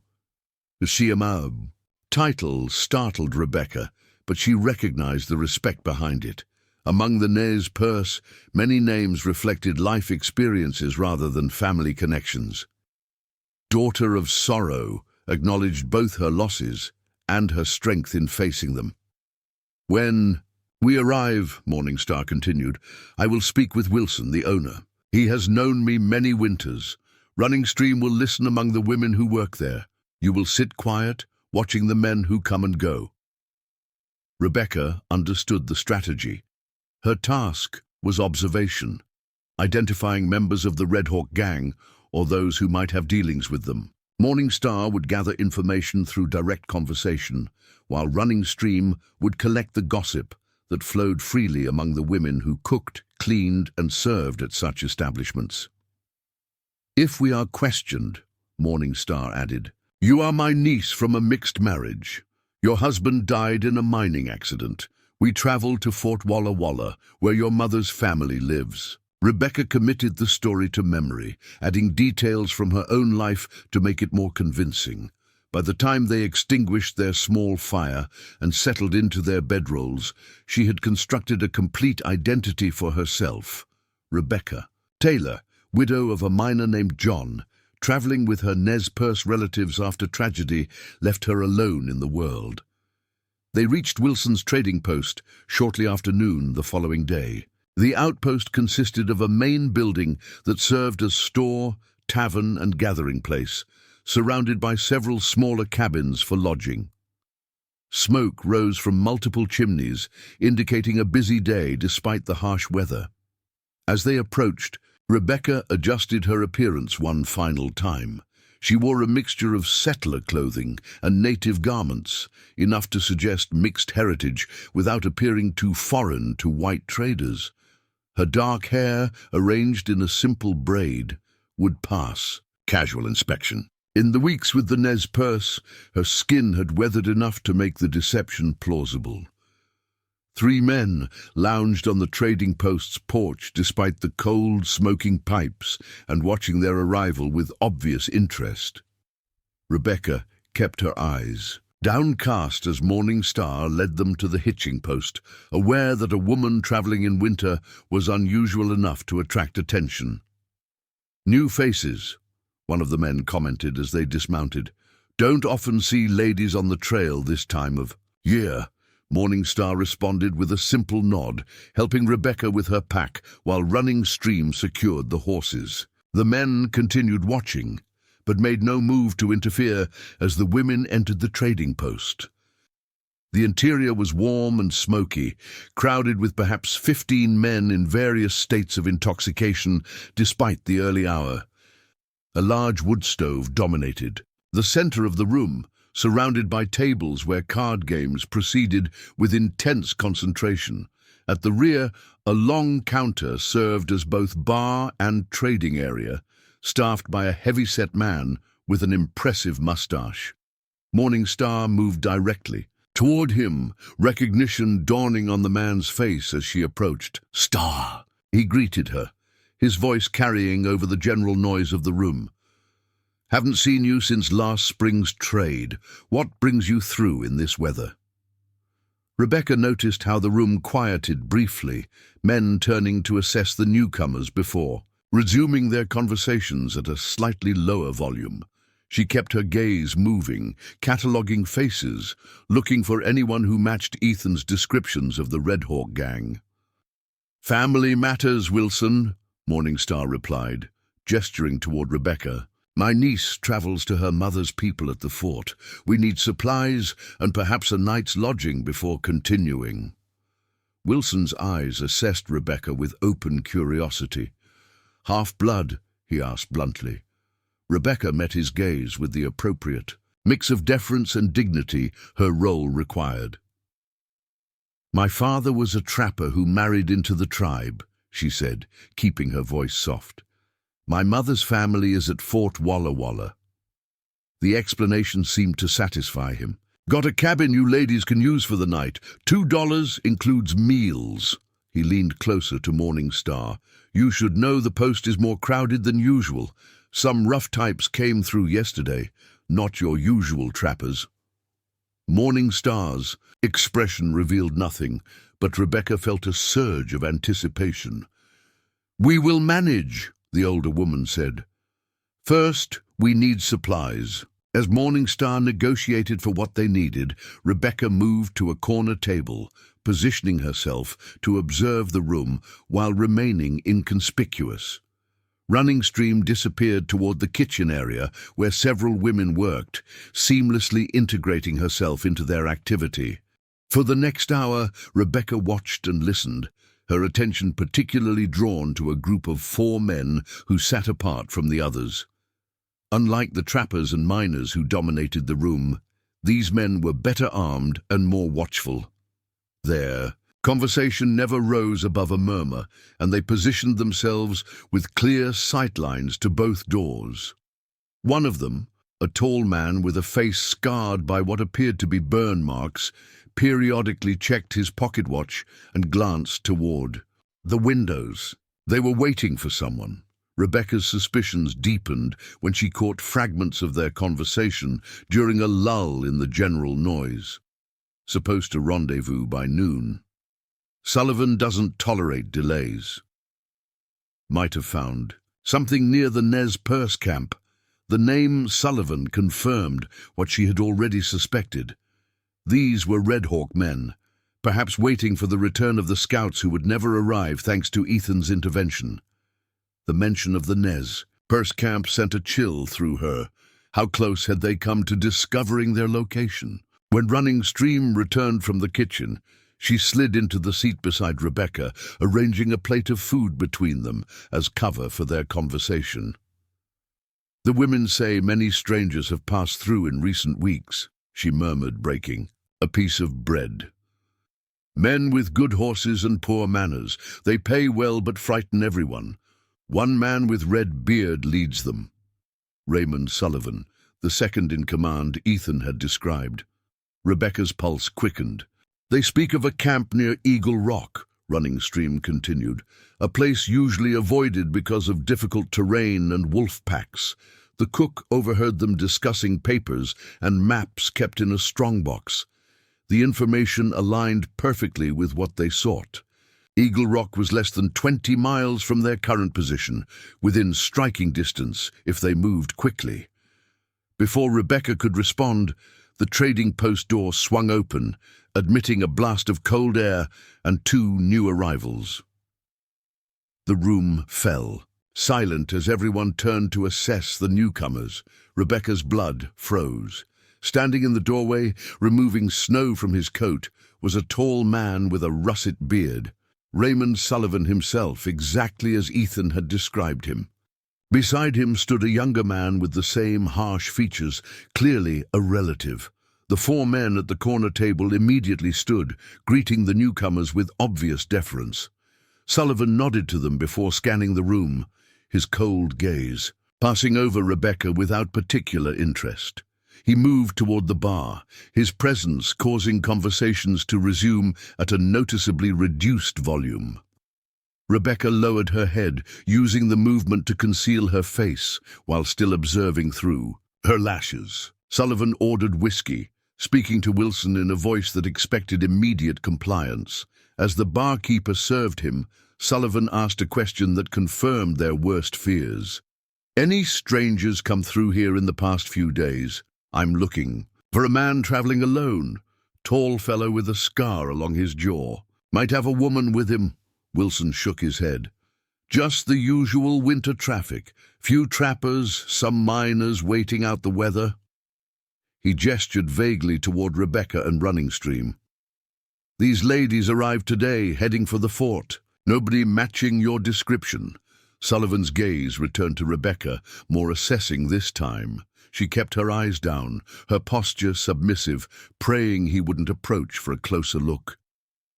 "If your man shows up," Wilson continued clearly, uncomfortable with the scrutiny directed at his customers, "what should I tell him?" A cold smile touched Sullivan's bearded face.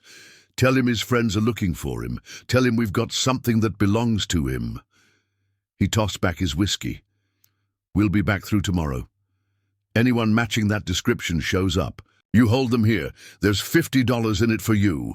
The implication was clear. Sullivan believed Ethan might come looking for Rebecca, using her as bait to draw him out. He had no idea she was already within arm's reach, gathering the very information that might destroy him. Sullivan and his companion departed after a brief, hushed conversation with the four men at the corner table. Two of those men followed him out, while the other two remained, clearly assigned to watch the trading post. Rebecca waited until she was certain Sullivan had ridden away, before making eye contact with Morning Star, who had observed everything. From her position near the counter, a subtle nod passed between them. They had what they needed, confirmation of the gang's presence and the location of their camp. Now they needed to extricate themselves without arousing suspicion. Morning Star approached their table, speaking in Nez Perce for the benefit of anyone listening. Rebecca responded in kind, one of the phrases she had learned specifically for this purpose. To observers, it would appear to be nothing more than family conversation. In reality, Morning Star was instructing them to prepare for immediate departure. The plan to stay overnight had become too dangerous, with Red Hawk men actively watching the trading post. They needed to leave while Sullivan was away, taking advantage of the narrow window before his return. Running Stream rose casually, gathering their few belongings. "I check horses," she said in deliberately broken English, loud enough for those nearby to hear. "Cold coming, maybe snow again." The deception worked. No one paid particular attention as Running Stream exited, nor when Rebecca and Morning Star completed their purchases and prepared to leave half an hour later. The two Red Hawk men remained focused on the door, watching for Ethan, not suspecting that the information they guarded was already walking out under their noses. Once outside, They discovered that Running Stream had already prepared the horses, positioning them behind the trading post where they could mount without being observed from the main trail. "We cannot return to camp directly," Morningstar said as they rode away, taking a winding path through the trees that would conceal their true direction. "Those men will watch all approaches. We need to get word to Ethan," Rebecca agreed. "Sullivan is closing in on the Nez Perce camp. He mentioned finding something there." "I know a place," Running Stream offered. "A hunting cabin used by my uncle. In summer, it lies between here and Eagle Rock. We can send a message to Greyhawk from there." The hunting cabin proved to be little more than a crude shelter, abandoned for the winter but serviceable for their immediate needs. While Morningstar prepared a small fire, Running Stream demonstrated the Nez Perce method of creating message sticks, carved pieces of wood bearing symbols that conveyed information to those who knew how to read them. "I will take this to camp tonight," she explained, working quickly with her knife. "Moving alone, I can avoid watchers. By morning, Ethan will know what we have learned." Rebecca wanted to object. Sending the young woman alone through the dangerous terrain seemed too great a risk. But she recognized the logic. One rider could move more quickly and quietly than three, and Running Stream knew the landscape intimately. "Be careful," she said instead, clasping the younger woman's hand. "Samuel needs his aunt to return safely." Running Stream's eyes widened slightly at the familial designation before a smile touched her lips. "I return before dawn. Keep Morningstar from too much." After Running Stream departed, Rebecca and Morningstar settled in to wait, planning their next move.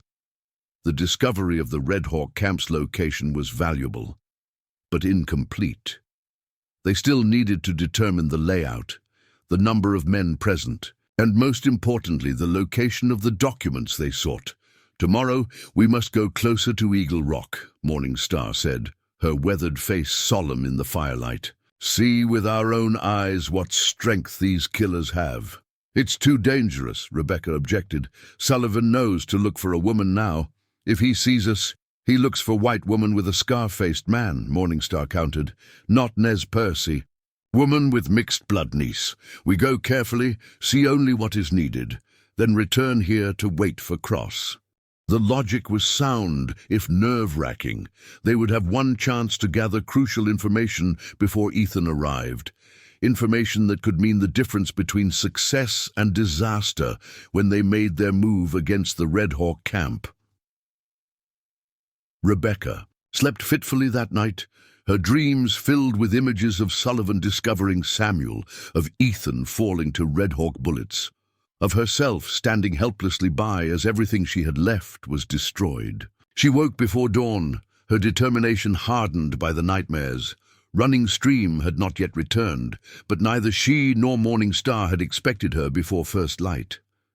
They prepared a small breakfast and readied themselves for the scouting mission, layering their clothing against the bitter cold and checking their meager weapons. A knife for each of them, and the revolver Ethan had given Rebecca, still loaded with 6 precious bullets. As the first grey light of dawn filtered through the trees, they heard approaching hoofbeats, not the single horse they expected, but multiple riders moving at speed. Morningstar extinguished their small fire immediately, while Rebecca moved to the cabin's single window, peering cautiously through a crack in the shutters. Her heart nearly stopped. Approaching through the trees were 4 riders, Ethan in the lead, followed by Greyhawk and 2 Nez Perce warriors. Of Running Stream there was no sign. Rebecca threw open the cabin door, heedless of caution in her alarm. "Ethan, where's the Running Stream?" The grim expression on his face told her everything before he even dismounted. Sullivan's men intercepted her about 5 miles from camp. Greyhawk's scouts found signs of struggle, blood on the snow. His voice was tight with controlled rage. "They took her alive." "The message stick?" Morningstar asked, her voice steady despite the devastating news. "Destroyed. but we found enough pieces to read some of what you learned." Ethan handed Rebecca a small bundle wrapped in oilcloth. "Greyhawk sent these for you." Inside was a dress of settler design, plain but well made, along with a shawl and bonnet that would disguise her features. "I don't understand," she said, looking from the clothing to Ethan. "Sullivan knows Running Stream was traveling with 2 other women. He'll be looking for Nez Perce and mixed bloods now." Ethan's expression was deadly serious. "Our only advantage is that he doesn't know who you really are. With these, you can pass as a proper settler woman, a missionary's wife perhaps, or a teacher." "You want me to infiltrate the Red Hawk camp directly?" Rebecca realized, the audacity of the plan striking her full force. "No," Ethan corrected.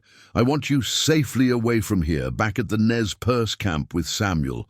But Running Stream's capture changes everything.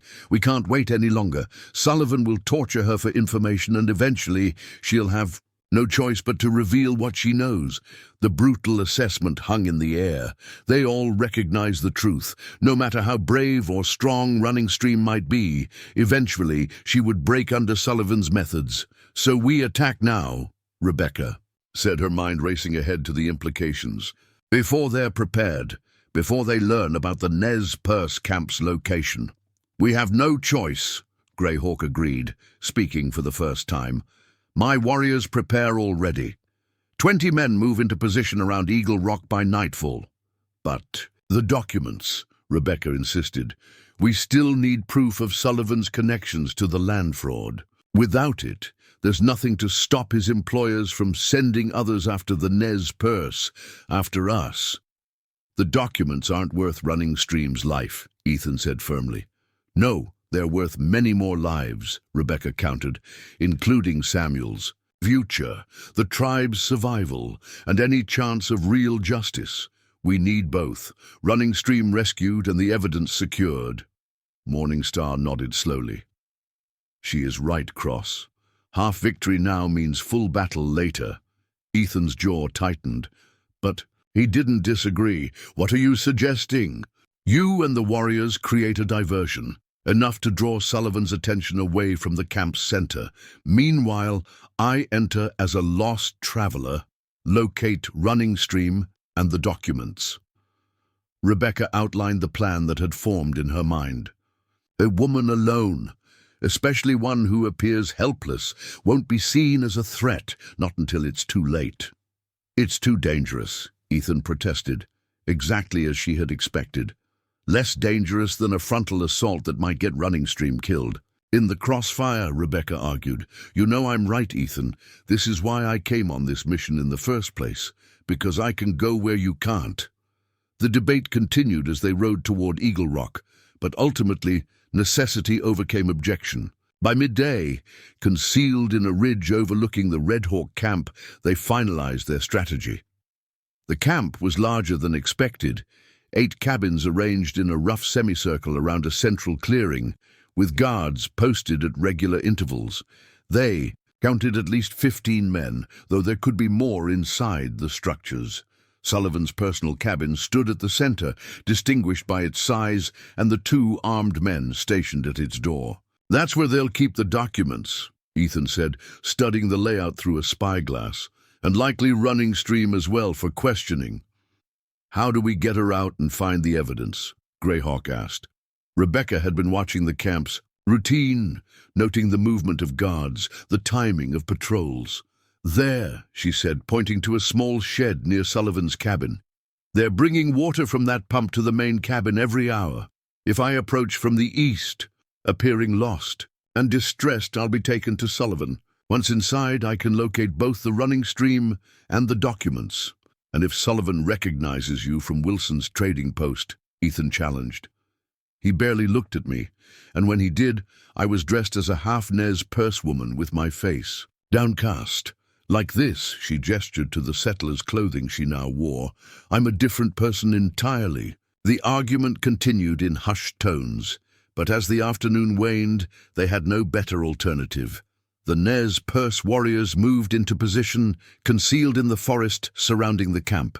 Ethan despite his still healing injuries, would lead. One group to create a distraction on the camp's western edge once Rebecca was inside. As dusk approached, Rebecca prepared herself, securing the small Derringer Greyhawk had provided beneath her skirts and concealing a knife in her sleeve. The larger revolver would be too difficult to hide in her current attire. "If anything goes wrong," Ethan said, gripping her shoulders with an intensity that betrayed his concern, "forget the documents.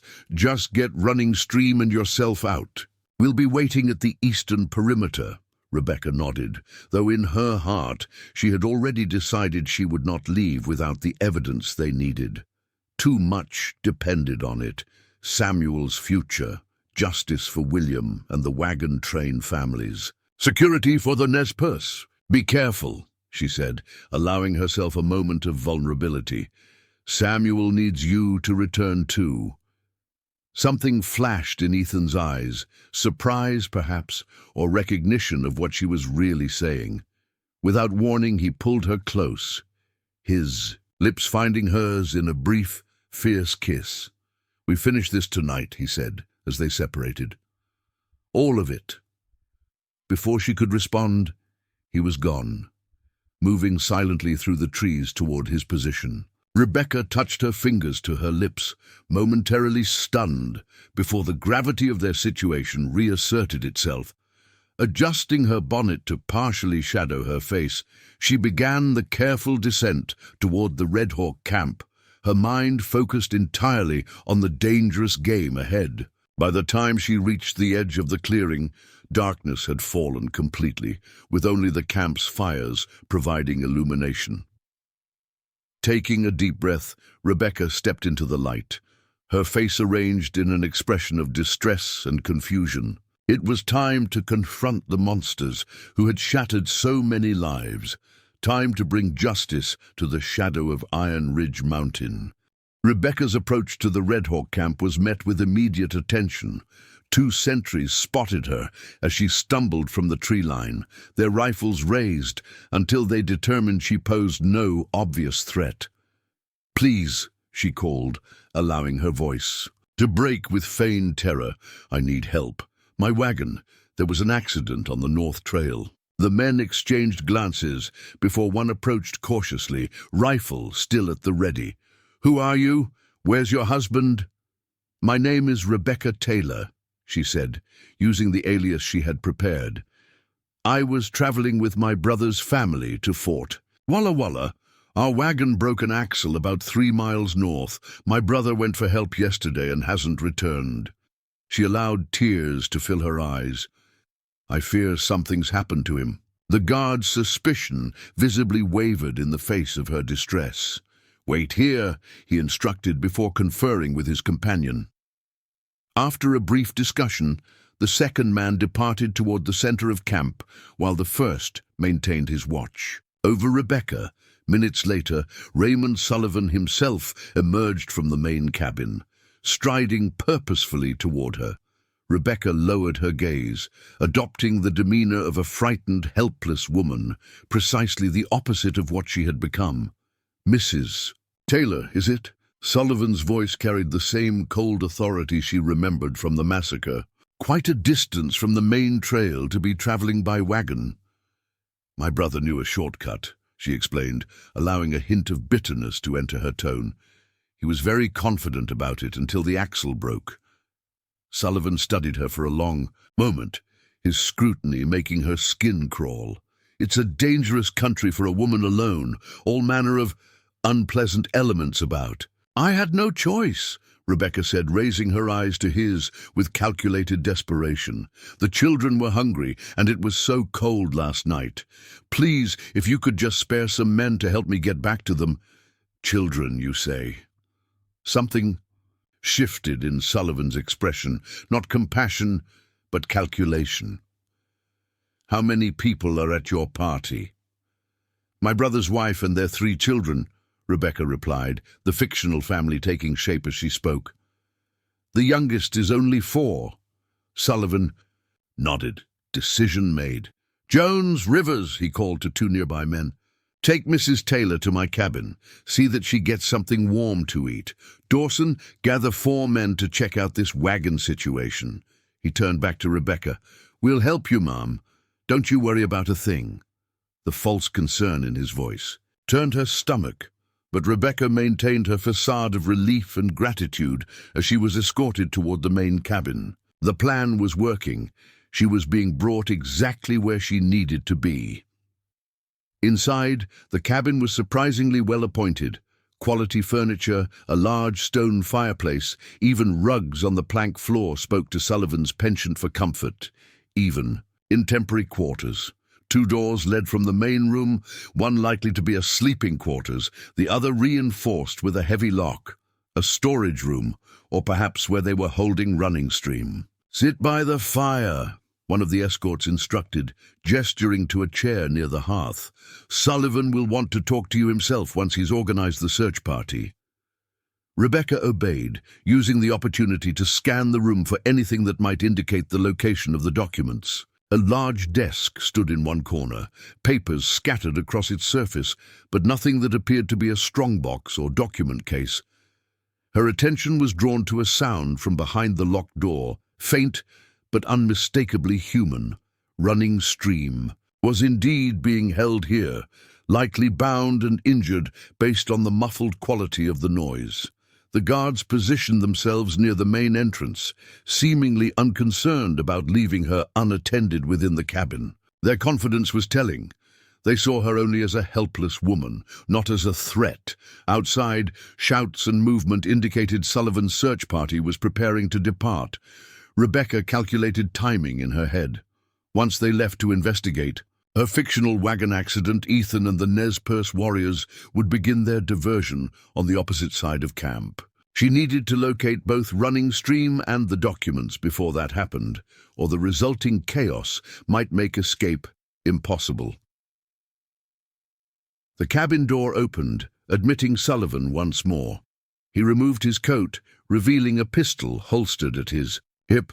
"My men will check on your family," he said, pouring himself a drink from a crystal decanter. "In the meantime, perhaps you could tell me more about how you came to be on that particular trail. It's seldom used, especially in winter." The question probed for inconsistencies in her story. Rebecca maintained her fabrications seamlessly, drawing on details of her actual journey from Ohio to create a convincing narrative. Sullivan listened with apparent interest, though his eyes held a predatory gleam that suggested he didn't believe her entirely. When she finished, he moved to stand directly before her, too close for comfort. "A remarkable tale of frontier courage," he commented, his tone shifting toward menace, "though I find myself wondering why a woman in your desperate situation would take time to conceal a weapon beneath her skirts." Rebecca's blood ran cold. Somehow he had detected the derringer hidden in her pocket. "Stand up, Mrs. Taylor. Slowly," she complied, mind racing through options. The guards were still present, and Sullivan himself was armed. Direct confrontation would be suicide at this moment. "Check her for weapons," Sullivan instructed one of the men. As the guard approached, a distant explosion shattered the night's silence, followed immediately by shouts of alarm. Ethan's diversion had begun, earlier than planned. Perhaps he had observed the search party leaving and adjusted accordingly. The unexpected timing worked in Rebecca's favor. Sullivan and both guards instinctively turned toward the window, momentarily distracted. Rebecca seized the opportunity, drawing the hidden knife from her sleeve and plunging it into the nearest guard's shoulder. He cried out, stumbling backward, as she simultaneously pulled the derringer from her skirt pocket. Sullivan was already reaching for his own weapon when Rebecca's small pistol leveled at his chest. "Don't!" she commanded, her voice transformed from helpless victim to cold avenger. Sullivan froze, recognition dawning in his eyes. "You're not lost at all, are you?" "No, but you are," Rebecca replied. "Keys to that door, now."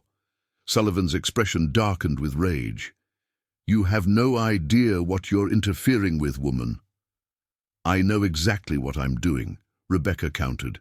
the Derringer unwavering despite the chaos erupting outside.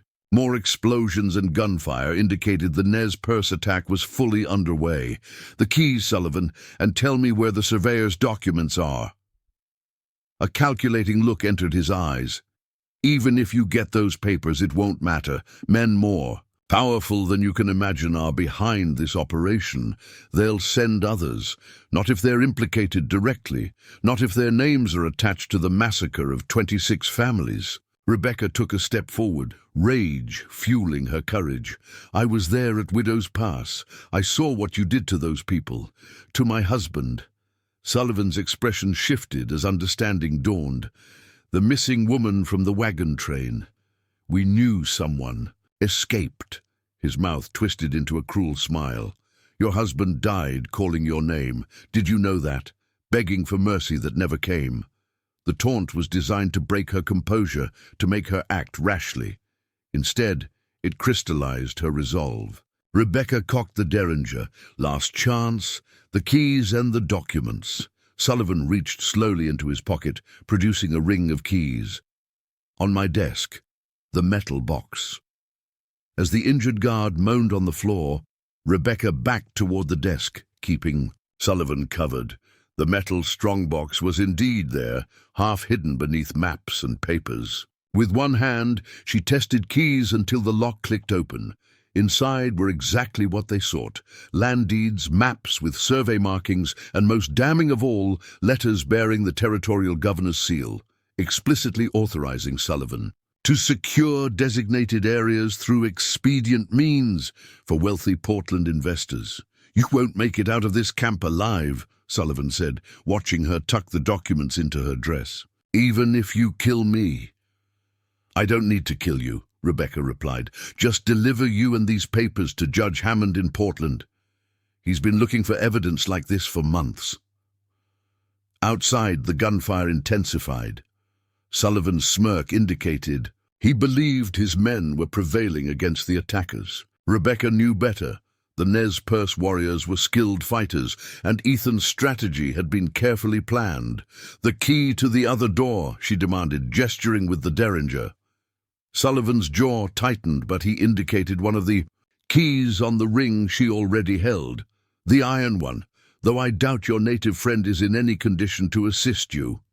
Fear for Running Stream momentarily distracted Rebecca, enough for Sullivan to lunge forward, attempting to seize the Derringer. She fired instinctively, the small caliber bullet striking his shoulder rather than his chest. He staggered but didn't fall, his greater size and strength threatening to overwhelm her as they grappled. Rebecca fought with the desperation of a woman who had lost everything once before and refused to lose again. Her knee found Sullivan's stomach, doubling him over long enough for her to break away. She scrambled to the locked door, fumbling with the key as Sullivan recovered and reached for his own weapon. The door swung open to reveal Running Stream bound to a chair, her face bruised but her eyes alert. Rebecca severed the ropes with her knife just as Sullivan raised his pistol. A shot rang out, but not from Sullivan's gun. The window behind him shattered as a bullet struck him squarely in the back. He collapsed forward, revealing Ethan Cross at the broken window, rifle still raised. "Rebecca!" His voice cut through the chaos. "This way now!" With Running Stream leaning heavily against her, Rebecca crossed to the window. Ethan helped them both through the opening just as more of Sullivan's men converged on the cabin. "The documents?" Ethan asked as they crouched behind a woodpile, bullets splintering the logs above them. Rebecca patted her dress where the papers were secured. "Got them. Raymond Sullivan is dead or dying inside." "Good," Ethan replied grimly. "Victor Sullivan's next." Greyhawk spotted him near the eastern edge of camp, trying to escape the fighting. The Nez Perce attack had thrown the camp into complete disarray. Many of the buildings were ablaze, providing both light for their escape and confusion to cover. Their movements. Warriors moved like shadows between structures, their surprise assault devastating against the unprepared gang. "Can you run?" Ethan asked Running Stream, assessing her injuries. The young woman nodded, determination overriding pain. I run, I fight too if needed. Save your strength for running, Ethan advised. Greyhawk has horses waiting beyond that ridge. They moved in a crouching run, using the burning cabins as cover. Halfway to the perimeter, Running Stream stumbled, her injuries more severe than she had admitted. Without hesitation, Ethan lifted her in his arms, continuing forward despite his own still-healing wounds. Look out! Rebecca's warning came just as a figure emerged from the shadows ahead. Victor Sullivan himself, pistol aimed directly at Ethan. Cross, he spat, recognition and hatred twisting his features. Finally! Rebecca reacted without thinking, launching herself at Sullivan just as he fired.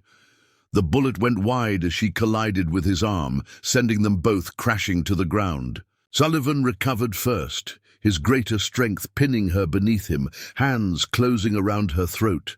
Ethan couldn't fire without risking Rebecca's life, and with Running Stream in his arms, he couldn't intervene physically. For an excruciating moment, Rebecca felt consciousness beginning to fade as Sullivan's grip tightened. Then suddenly, the pressure released. Sullivan's eyes widened in shock, his body going rigid. Behind him stood Morning Star, her face illuminated. By the burning cabins, a bloody knife in her hand.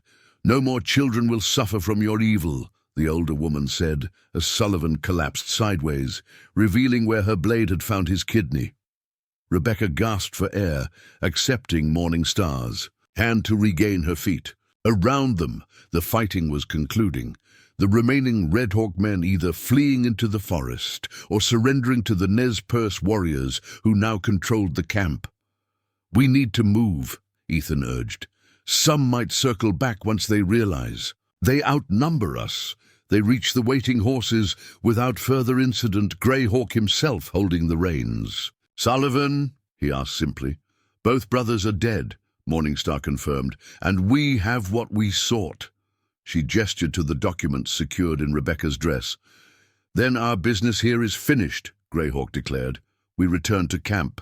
Tonight, the journey back to the Nez Perce winter camp was arduous, particularly for Running Stream, who fought to remain conscious despite her injuries. They traveled through the night, putting as much distance as possible between themselves and any surviving Red Hawk men who might seek revenge. Dawn was breaking as they finally reached the safety of the camp. Rebecca's first thought was for Samuel, her arms aching to hold him after the terrifying night. She found him in the care of the same elderly woman, peaceful and seemingly unaware of the danger his mother had faced. As she clutched him to her chest, breathing in his warm, innocent scent, the enormity of what they had accomplished began to sink in. The Red Hawk gang had been shattered, its leadership eliminated. The evidence that would prevent others from continuing their work was secure. Most importantly, Samuel and the Nez Perce children would sleep safely, free from the shadow that had hung over them since the massacre at Widow's Pass. Hours later, after Running Stream's injuries had been tended and the warriors had celebrated their victory, Rebecca found herself sitting beside Ethan near the central fire. Samuel slept against her chest while they examined the documents in detail. These will need to reach Judge Hammond as soon as possible, Ethan said, carefully returning the papers to their metal case. The spring thaw is still weeks away, but I know a route that might be passable with the right preparation. You'll take them? Rebecca asked, uncertain what his answer meant for their future. Ethan was silent for a long moment, watching the flames dance before them. I made a promise to my niece Lucy, he said finally, that after I found justice for her parents, I would return for her. He looked up, meeting Rebecca's gaze. I'd like to bring her here, if the Nez Perce will allow it. The implication was clear. Ethan wasn't planning to disappear from their lives once his mission was complete. The realization brought an unexpected warmth to Rebecca's heart. And then, she prompted, then we have choices to make, he replied. The fort, one of the settlements, or... He hesitated. My family had land near the Snake River. Good soil, Water access. It's been vacant since my brother's death, but the deed is sound. A farm, Rebecca said softly. Memories of similar conversations with William surfacing, but without the sharp pain that had once accompanied them. Not just a farm, Ethan corrected. A home. For Samuel, for Lucy. His hand tentatively found hers in the firelight. For us, if that's what you want. Rebecca looked down at her sleeping son, then back to the man who had saved both their lives multiple times over. The man who had shown her how to survive in this harsh land, who had respected her strength even as he protected her vulnerability. I think, she said carefully, that Samuel deserves to grow up with a father, and Lucy deserves a mother. Her fingers tightened around his. The rest we can figure out day by day. It wasn't a declaration of love, neither of them was ready for that, but it was an acknowledgement of the bond that had formed between them, forged in adversity and strengthened by shared purpose. Day by day, Ethan agreed, a rare smile softening his weathered features. 5 months later, the foothills near the Snake River hosted a small homestead taking shape against the backdrop of distant mountains. A sturdy cabin with a stone chimney stood completed, while a barn and corral remained works in progress. A vegetable garden, recently planted for the coming summer, lay in neat rows beside a small stream that provided clear, cold water year-round. Inside the cabin, Rebecca placed a loaf of fresh-baked bread on the table as Lucy, now 7, arranged plates and cups with careful precision. Samuel, crawling with determined energy, supervised from a handcrafted playpen that occupied one corner of the main room. "He's late," Lucy observed, glancing toward the window where afternoon light was beginning to soften toward evening. "Your uncle said the meeting with Judge Hammond might run long," Rebecca reminded her. "The investigation into the governor's office is complex." Ethan's journey to Portland with the Red Hawk documents had set in motion a legal earthquake that continued to reverberate through the territory. The governor had resigned in disgrace, several officials faced criminal charges, and most importantly, the fraudulent land claims against Nez Perce territory had been invalidated. The sound of approaching horses brought Lucy rushing to the door. "He's back!" Ethan dismounted in the yard, accompanied by a man Rebecca recognized as Marshal Donovan, one of the federal officers who had been instrumental in pursuing the case against Sullivan's powerful backers. "Mrs. Cross," the marshal greeted her as they entered. In the 3 months since their small ceremony at Fort Walla Walla, Rebecca was still adjusting to her new name, a symbol of the future she had rebuilt from tragedy's ashes. "Marshal," she replied, "you're just in time for supper." As the meal progressed, Ethan shared the news they had been waiting for.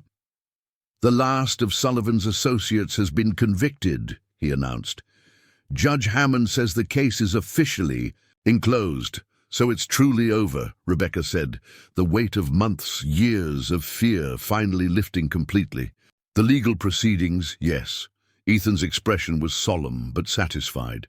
"Nothing can bring back those we lost, but at least justice has been served." After the marshal had enjoyed a hearty meal and departed with thanks, promising to visit again, when his duties brought him to their region, the small family settled into their evening routine. Lucy read aloud from a primer provided by the missionary school she attended twice weekly. Samuel, exhausted from his day's adventures, fell asleep in Rebecca's arms as she rocked him beside the fire. Ethan watched them from his chair, his expression content in a way Rebecca had never witnessed during their first desperate days together. "Greyhawk's messenger arrived while I was in town," he said. "The tribe's summer hunt was successful. They'll winter well this year." Rebecca nodded, pleased by the news of their friend's prosperity.